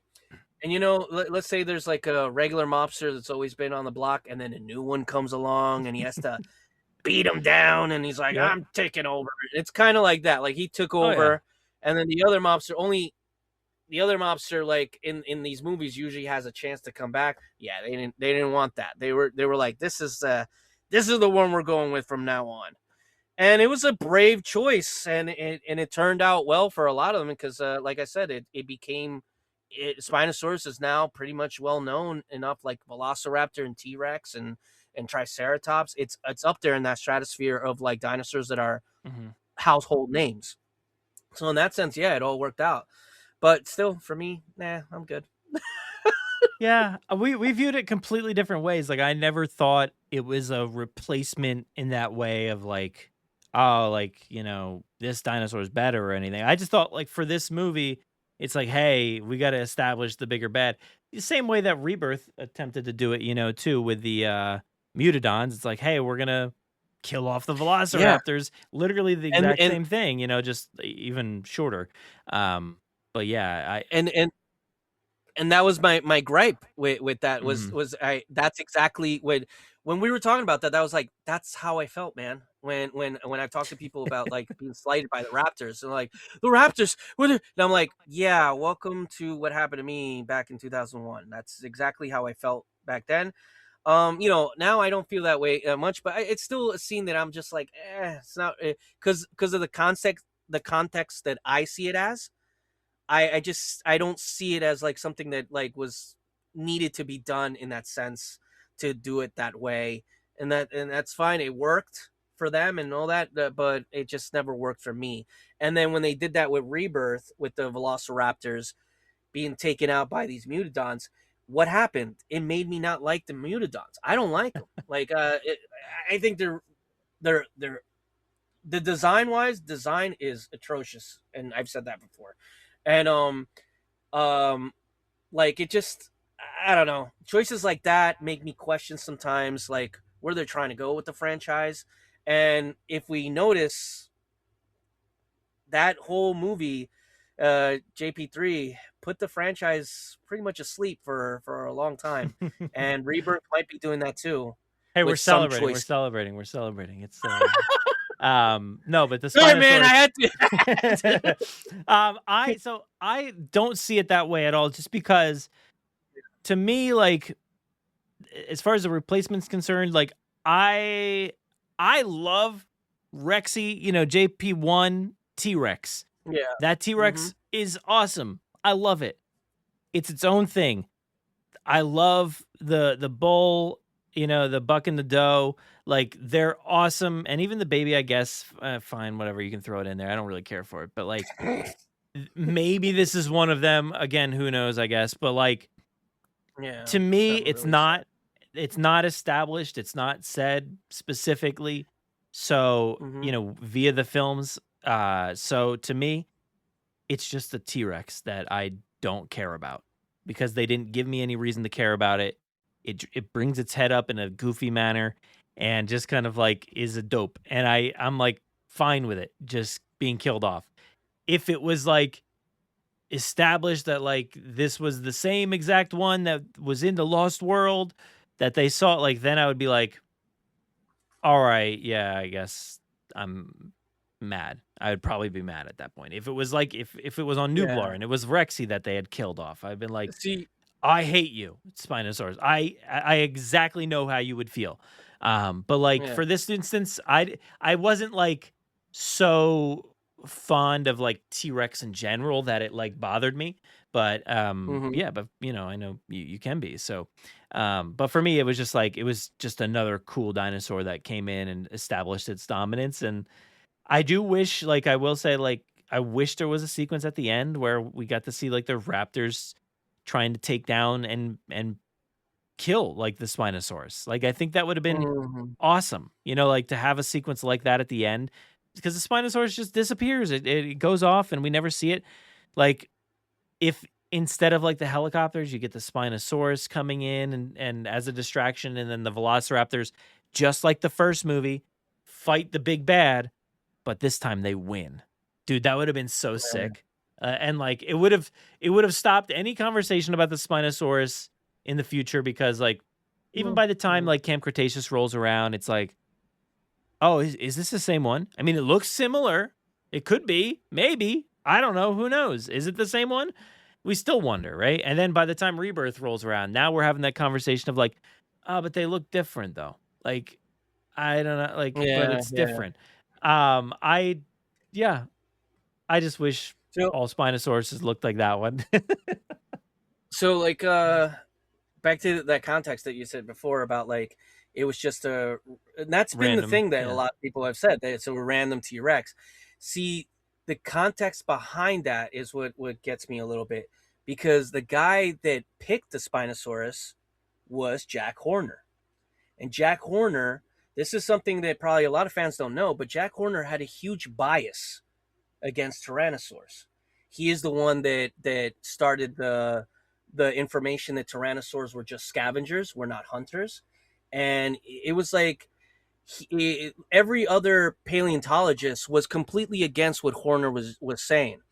And over the years, it has proved against Horner's um, thesis or philosophy of the tyrannosaur, which you know very well. I had the instance of telling him to his face that one time, right? So that's the context behind it. And like I understand what you're saying, but that's my context behind it. It's almost like something Horner wanted to do. He got to do it, and he was like, and it always kind of rubbed me the wrong way See, that yeah, Horner had a lot to do with that. And for me, like, even though it was a random T-Rex, T-Rex is T-Rex to me. So that's why it kind yeah. of affected me that way. And so that, you know, but that's it. It is what it is. It happened.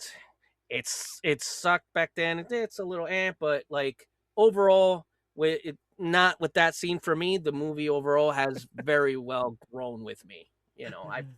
I've given it another chance, another Well, life. next time, you put put the movie on, watch that scene all the way through. Let me know your feelings, and we'll take it from there. But yeah, Spinosaurus. I wanted to put just the Spinosaurus in general. Like, I just, Yeah, but I know we talked about it quite a bit already. But like, it's awesome. Completely it's a incredible cool looking design, and creature. You know what I yeah, mean? And the thing, and I remember just like what you said right now with the new Spinosaurus and stuff like that.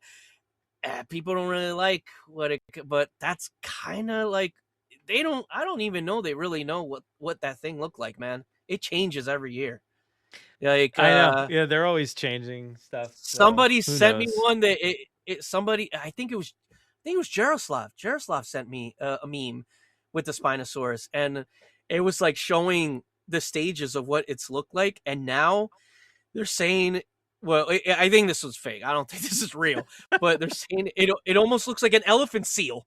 Like Oh my it God, looks no. like all blubber and fat, and it just has like, I'm like, yo, man, they this animal and its fans are just getting like hoodwinked all the time. I know. Yeah, you But can't be one way, but that's why, like, when it comes to the dinosaurs, I like the ones mhm. from the movie.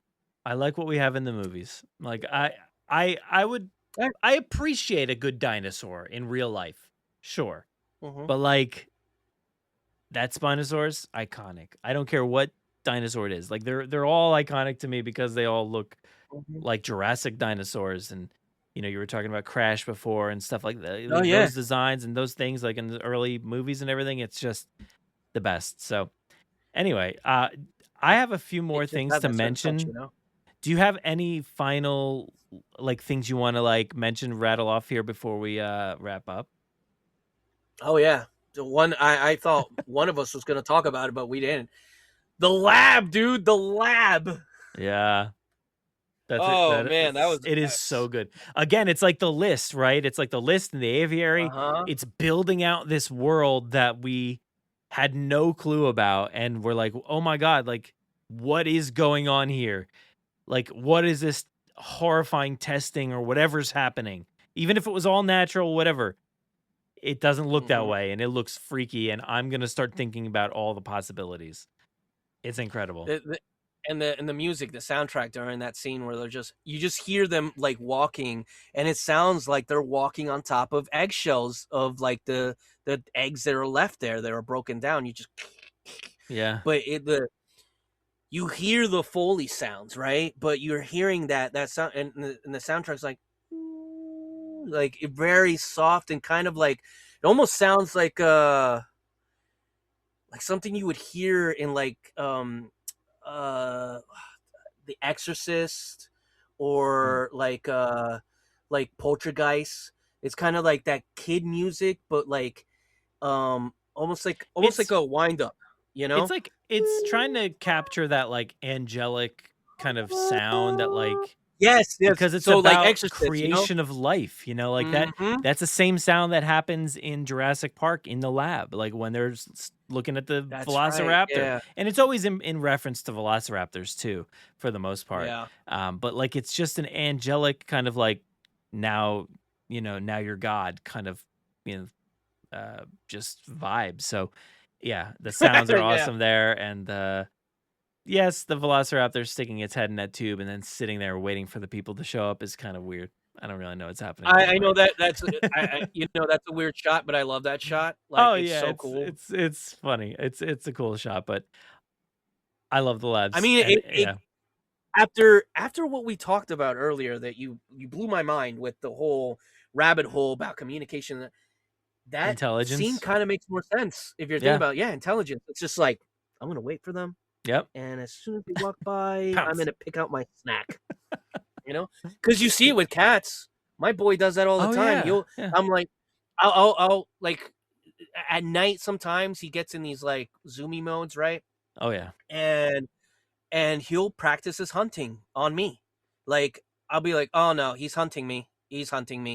And he's just like crouched down, just watching me.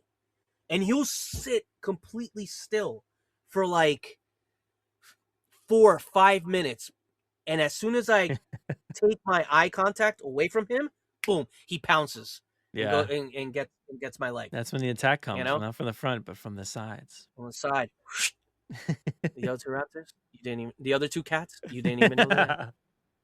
So that brings me to one thing I wanted to mention here. I wrote down like just a couple like vocal stims and like iconic like lines and things that like that like there's things in all of these movies that like will instantly take me back to watching the movie, or just like if I hear something in real life, I'm like, oh my god, that sounds exactly like this.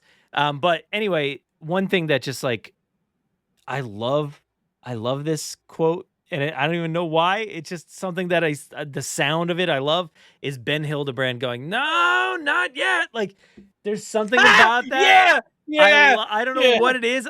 I hate the character, but like I love that line. And the fact that we hear it twice in the movie, we hear it, during the actual sequence and then during the replay on the camcorder. Yeah. I love that. I love Grant's line about like, now what John Hammond and InGen did at Jurassic Park is create genetically engineered theme park monsters. Nothing more, nothing less. Nothing less. Yeah, Yep. it's like it's lore establishing stuff as well, right? Like about the theme park monsters. Like he didn't create anything real. It was just monsters. And I love that quote. I love that quote. It's a good defense. Another And they've one used that quote for Jurassic World. That's another one that stems into that franchise, the extension of the franchise. Yeah. They're like, oh, Grant said it. They're not real. this and that. It's a lot from this movie built what the franchise went through. Not so much from Lost World and Jurassic Park. It's a lot of it comes from JP3. Yeah. I think Colin Trevorrow was watching that one a lot more than the other ones when they were building up some stuff. Anyways, he didn't bring along Billy at all, but I love his rough, smooth. Yeah, I was just gonna mention that. But all of it is actually rock. And I like when Billy asks Cooper. He's like, so how do you know the Kirbys? He's like, from through our church. It's just like such a comic like moment there. It's so comedic. When I was a teenager and I watched that, I was like, what the hell is he talking about? Yeah, I didn't get the context then, and then we're on like, oh, okay, I get it. or don't worry about Cooper. He's a professional. He can take care of himself. Yep. Like this movie does have a lot of great lines and sounds and things. It's like Alan getting off that plane. He's like, "Who hit me? Who hit me?" Like it's very specific. Anytime Alan talks, it's very specific. That'd be Cooper. What is he doing? He's what is it? They're setting a perimeter. Yeah, they're professionals. They're like, yeah. And then when they're in the plane, they're like, you see Cooper. He's like, "That's Cooper." Like there's lines and things that stand out. I mentioned that one from the Pteranodon. He's like, "Okay, come on over." Just like the way he says it, like Alan Grant in this movie and Sam Neill, like the way he said things, his accent. He's grizzled. Everything about him every line that comes out of his mouth is great in this movie. Of course, we can't end this without mentioning when the tricycle plots. Yeah. I mean, dude, there's so many. I can't even think. I like wrote down a handful that I could come up with, but like, but I love all those moments. Do you have anything else? Any other ones that stand out? Yeah, I'll this scene here. What? The listeners won't be able to see it, but I'll play it out real quick for you. What is T-Rex? That's the T-Rex pee. How'd you get it? You don't want to know. You don't want. It's like how did he do that? Like what was he doing? And it's like I don't want to know. If you read those adventure storybooks of Eric Kirby, like living on the island or whatever, it's explained in there. Oh, and he makes friends with an iguanodon. His iguanodon is his friend. Okay. And it's a long time ago when I read these, but I'm pretty sure I remember there was like a T-Rex sleeping, and it had urinated around there, I guess because of territory, and he like went in there and like scooped up from the puddle of pee. Okay. I think that's, if I'm remembering correctly, somebody that's read those books, let me know if I'm right or if I'm wrong, because it's been like 30 years since I read those books. I have them. Well, it can't possibly be. It's only been 25 years since the movie came out. Really? All right. Well, I feel like I'm getting older by the minute all the time. So we've been recording for 5 years, guys. I wanted to shout out the camcorder use, because like oh my God, I have mine's right here. Like quite literally. You got the batteries for it too from the flashlight? Yeah. But yeah, I was like watching that and I'm like, he's like, "Here, guys, I got this." He just like pretend this is he just takes the lid off. And then like, that's all you see. Like you don't really see like what else he does, but then you cut to the next shot and there's like wires like hanging down from this camcorder and stuff. And like, I don't even know what he did, but like he must have held it up or whatever. But yeah. And the fact that like, I just love getting the extra footage from that. The fact that we see like the stuff that wasn't in the movie, like Eric and Ben at the resort, they're playing around, they're playing on the beach, they're just hanging out in like a parking lot, they're parasailing. You get to see this stuff and you see them crashing down into the trees and then disconnecting from the parasail. Like you get to see stuff that wasn't a part of those sequences. And then you see like, it's not just like a lot of movies now will be like, here's some video sequence that looks like it's just shot with the same camera this entire movie was shot with. So like it Yeah, doesn't. There's yeah. no differentiating between like home video footage and like the movie you're watching. But like that stuff, it looks like they actually like filmed it. I don't know if they did, but like it looks like they filmed it with a real handheld camera and like and then rewatched it on the screen. You know, like it's very cool. So I love that a camcorder was used there. It feels very nostalgic to me. So Also, another line we got to throw in there. He's like, so when you camped out on K2, where exactly? And he's like, oh, we were at the top. really high up Yeah, there. you're about. Yeah, what does he say? You're about like 10 something feet above 10,000 feet above it or 1,000 feet it. above it or Yeah. something. Yeah. And he's like, Yeah. oh no, that's a common That's mistake. common mistake.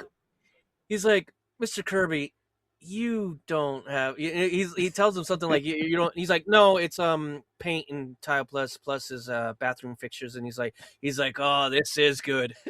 We're on an island that and we're not even getting paid for it. Yeah. He's like, wait, guys, fellas, if you ever need a fixture of a bathroom.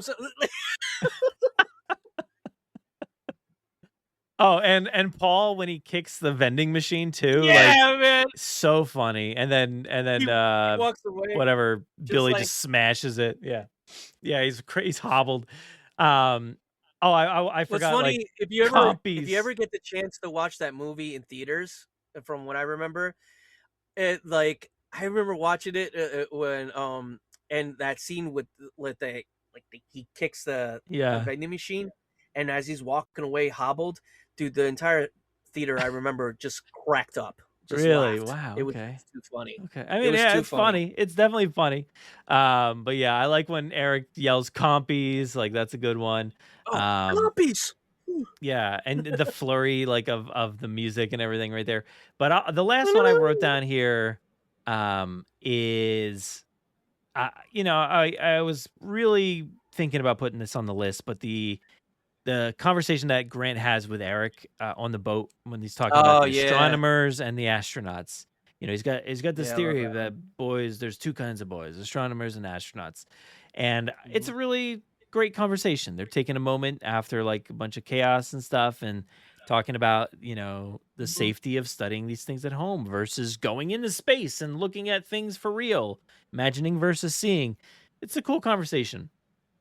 And a nice moment for Grant for breaking my voice there, but for Grant, I love that. And it's a sweet touching moment there. So yeah, that was one I was thinking of too. I was looking at my list. I'm like, wow, I didn't put that one on there, but yeah, that's a great moment.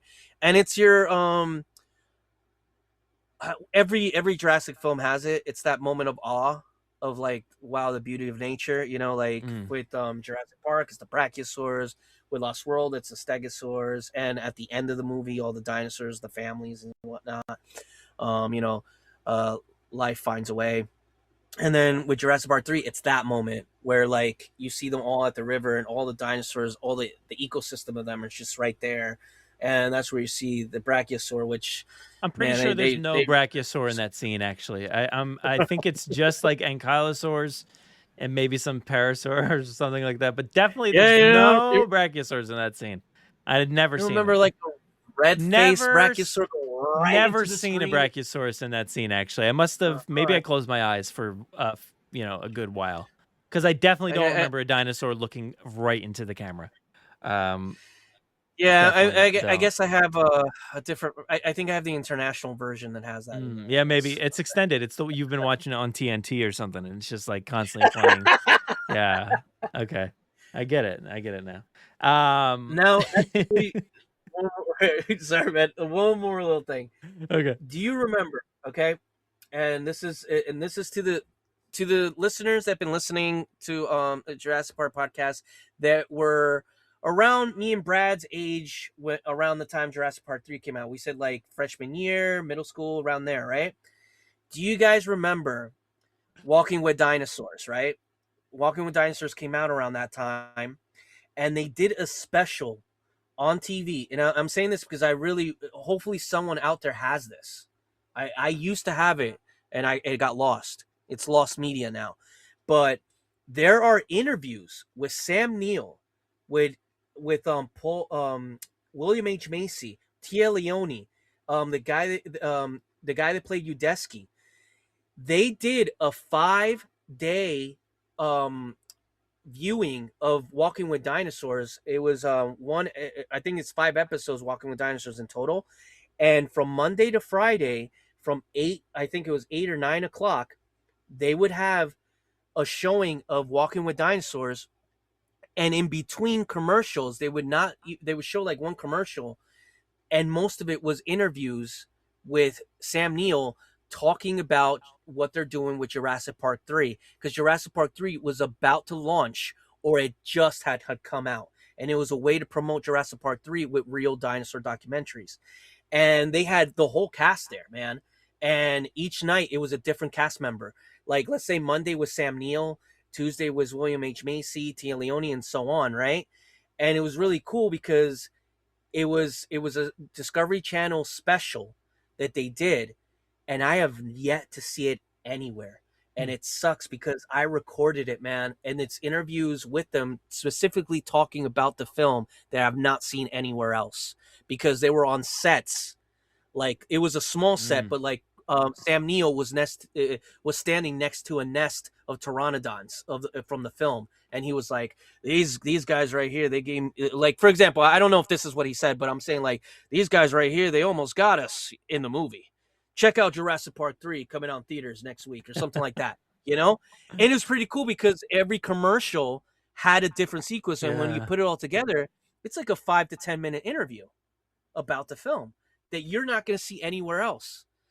And hopefully somebody listening has those videos and can upload them, because I've been seeing little by little lost media of Jurassic World. I mean, Lost World, Jurassic Park, and maybe JP3. We might start seeing that. And if somebody has that, man, hopefully I open some memory on somebody out there, and they're like, wait, I think I have that. It would be so cool to see.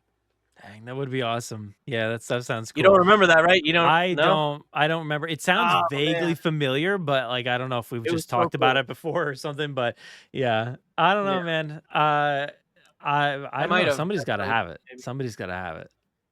Yeah. Find it, people. Come on. But man, that is our top however many that we just talked about for Jurassic Park 3. That was the whole movie, guys. I think this episode was longer than JP3. Sorry. Yeah, I think we reviewed the film, actually, if you think about it. That was a film review. We talked only about the positive, no negatives. A little bit. I hope I wasn't. I mean, I'm sorry if you know, I try to be as like it's. I view the movie in a different lens now. If this was if we did this, I don't know, 10 years ago, probably it wouldn't be like. I'd be like, I don't know, Brad. I don't know if I can actually. Well, we have done this 10 years ago. And here we are. You know, probably. So, yeah, I don't. With me, we did the Jurassic Park 3. I mean, probably we've talked about Jurassic Park 3 10 years ago, I'm assuming, at some point. Yeah, probably. Because that's how long this has been happening, over 10 years. This I don't know when you came on board, but when was that? Was that 2016? So yeah, 10 years. Yeah. Wow. So yeah. But at some point, so we've talked so much about, you know, our negatives, I feel like, and a lot of stuff like that about this movie. So I just wanted to get out there and just talk a little bit of positivity with it. And it is the 25th anniversary, so why not, you know? I'm looking through all of our episodes here, and yeah, there's some fun stuff, man. We got to go back and listen to all these. And 25th anniversary. I'm over here going 30 years ago. 30 years ago, guys. It was Anyway, man, thank you for joining me on this this long episode here. But where can people find you? What are you up to? Got anything going on? Well, my friend, I don't know if I had told you, because I didn't really I don't have it going yet, but I'm starting a podcast. Oh, what? No, I didn't know this. Yeah, it's called. Funny enough, it really is. It's called It's a Dinosaur. Oh, that's the name of the podcast. and it's gonna be about just dinosaur media, games, movies, TV shows, toys, all of it in general. And I'm telling you, if I'd love to have you on the show once I get it up and running, man. You know, I don't know. I don't have any time, but no, yeah, of course. Damn, man, that broke my heart. I was like, oh, well, Brad, really? Sorry, can't do it. It's just, I mean, yeah, no, I'll be there. Absolutely. I will talk Yeah, man. dinosaurs if I can. If I know anything about them. It's just, I don't know when I made the Instagram for it, but in all honesty, I don't know when I'm launching it exactly, because right now I'm actually watching one of the shows that I kind of want to start it with, and I don't know if you ever seen this show. It's it was on TV back when we were kids, man. It's called Sir Arthur Conan Doyle's Lost World. Do you remember that? It was like a show I'm on trying TV. to think if I remember which one it was specifically, but it does sound familiar. Yeah, I think So I've been watching that one on Tubi lately, and that's one of the ones I want to talk about. So it's gonna be stuff like that. Oh, you know? yeah, dude, I remember this. All dinosaur related. 100%. Yeah, man. Bad CGI, but cool story, man. Yeah, I remember this. All right, cool. I'm gonna rewatch this too, just for the heck of it. Yeah, but I know Tom's been trying to get me to rewatch or watch. I don't even know what it's called. Primeval? Tom Primeval. Yeah, hey, you knew it. Yeah, yo, I love that show too. That show made me like become a fan of Gorgonopsids, which are those like they look like man, I wish I had one to show you. I do. Do you remember the Kenner toys? The one that kind of look almost like a wolf or something, like a canine, like a dog, and has like sharp saber teeth. Oh yeah. Okay, I see. I'm looking at It's it called now. Yeah, it's called Lycenops, or I'm probably saying the wrong name, but I call it Lycenops, and it's a Gorgonopsid. And the first episode of Primeval has one of those, and it's bad. Oh, that's awesome. You know the word. I don't want to say it, but I got it. It's such a good show, man.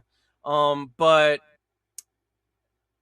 ask Tom if he likes when what seasons he likes, because at some point it doesn't go the way that I wanted it to. I don't know. It's a good show, but some of the later seasons, I don't know. But you know what I mean.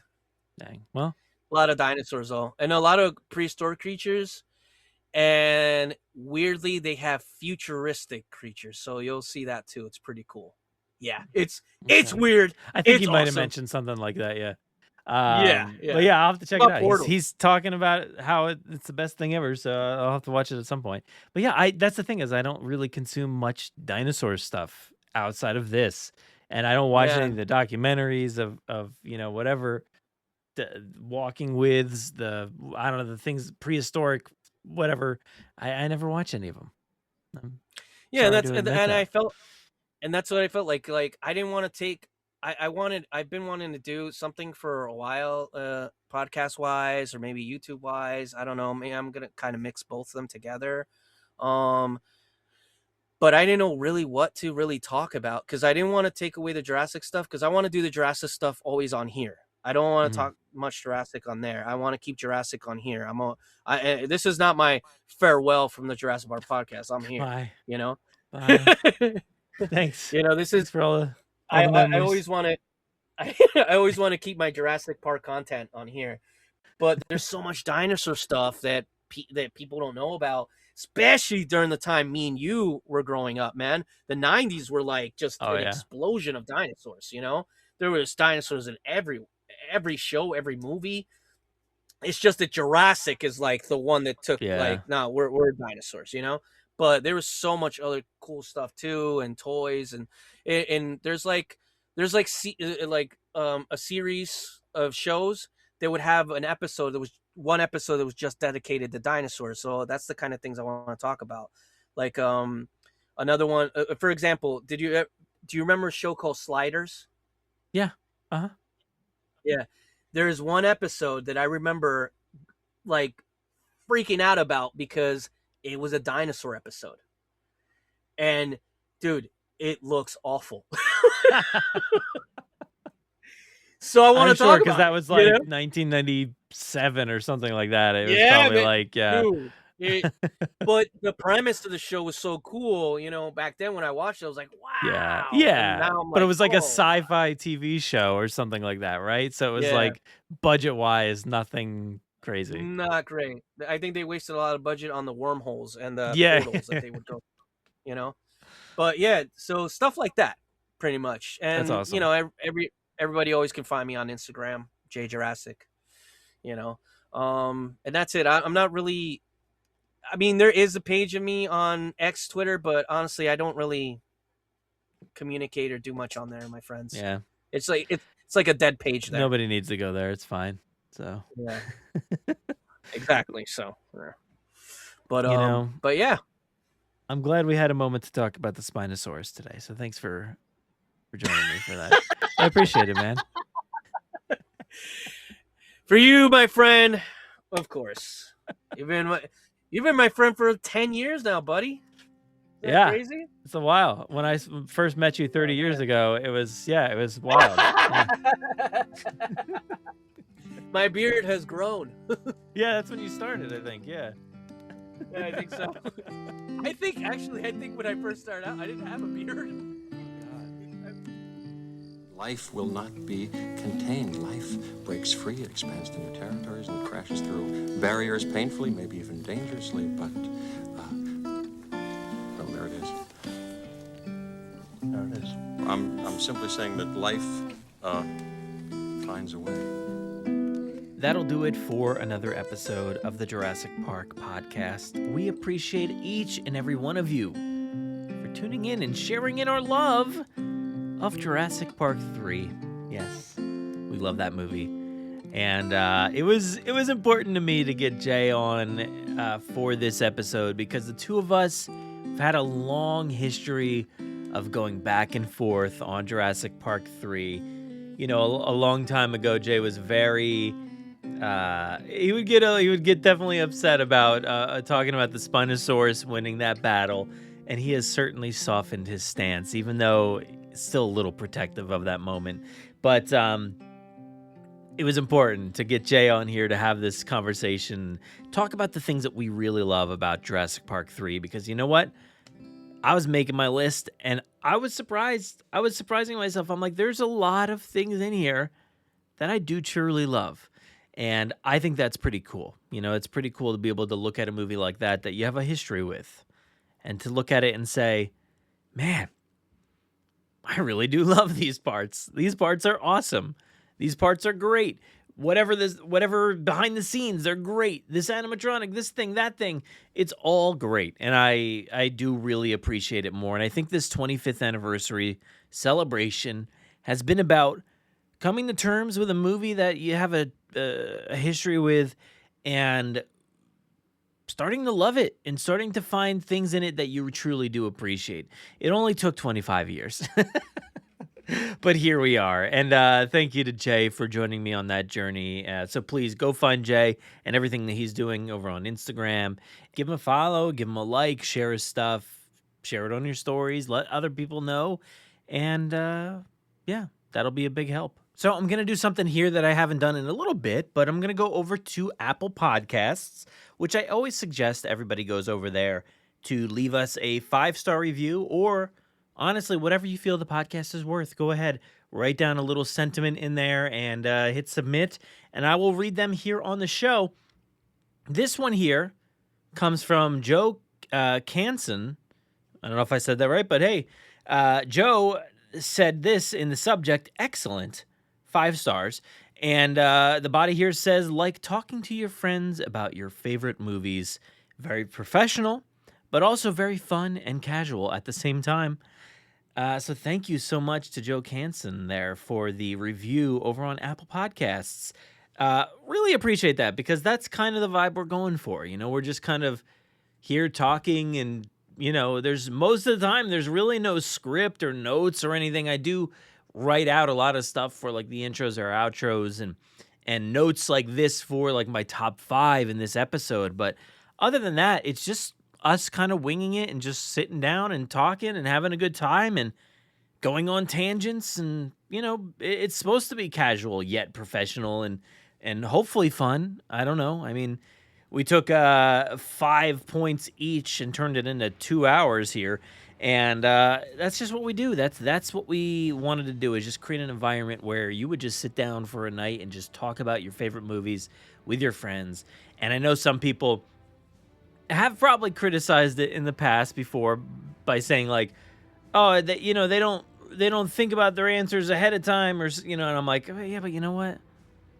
I don't want to. I don't want it to be super rehearsed the whole time. I want it to feel semi-natural at some point, like a lot of it. I do like to have this very, dramatic kind of, fun intro, big hype moments and stuff. But other times I'm just like, you know what? I don't know what to say about this thing, and we're just going to move on. Or we're going to go on this tangent about some other completely different topic for 10 minutes, So that's kind of the vibe I like. And, it's not for everybody, but I hope you all enjoy it as much as I do.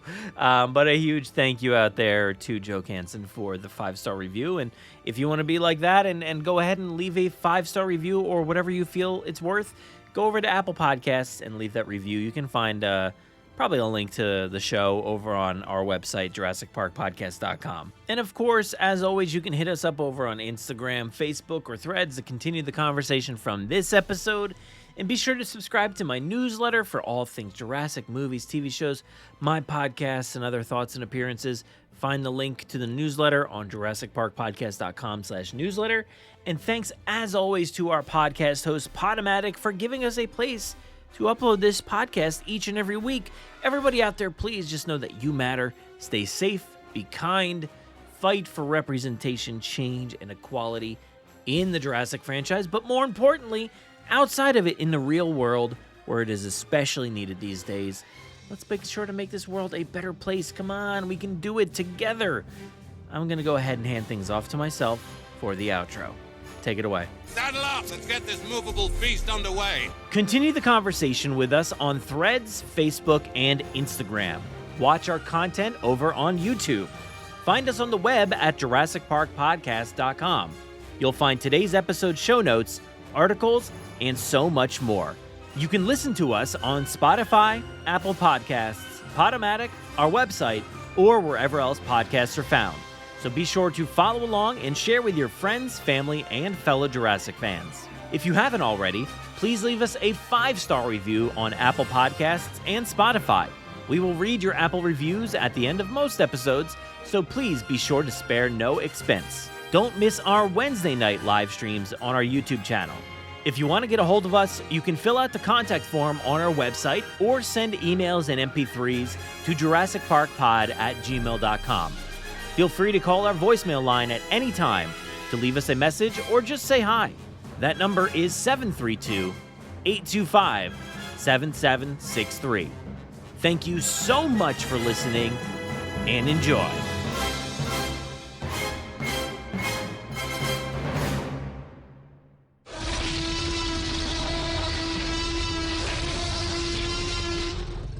Five minutes. Drop what you're doing and leave now.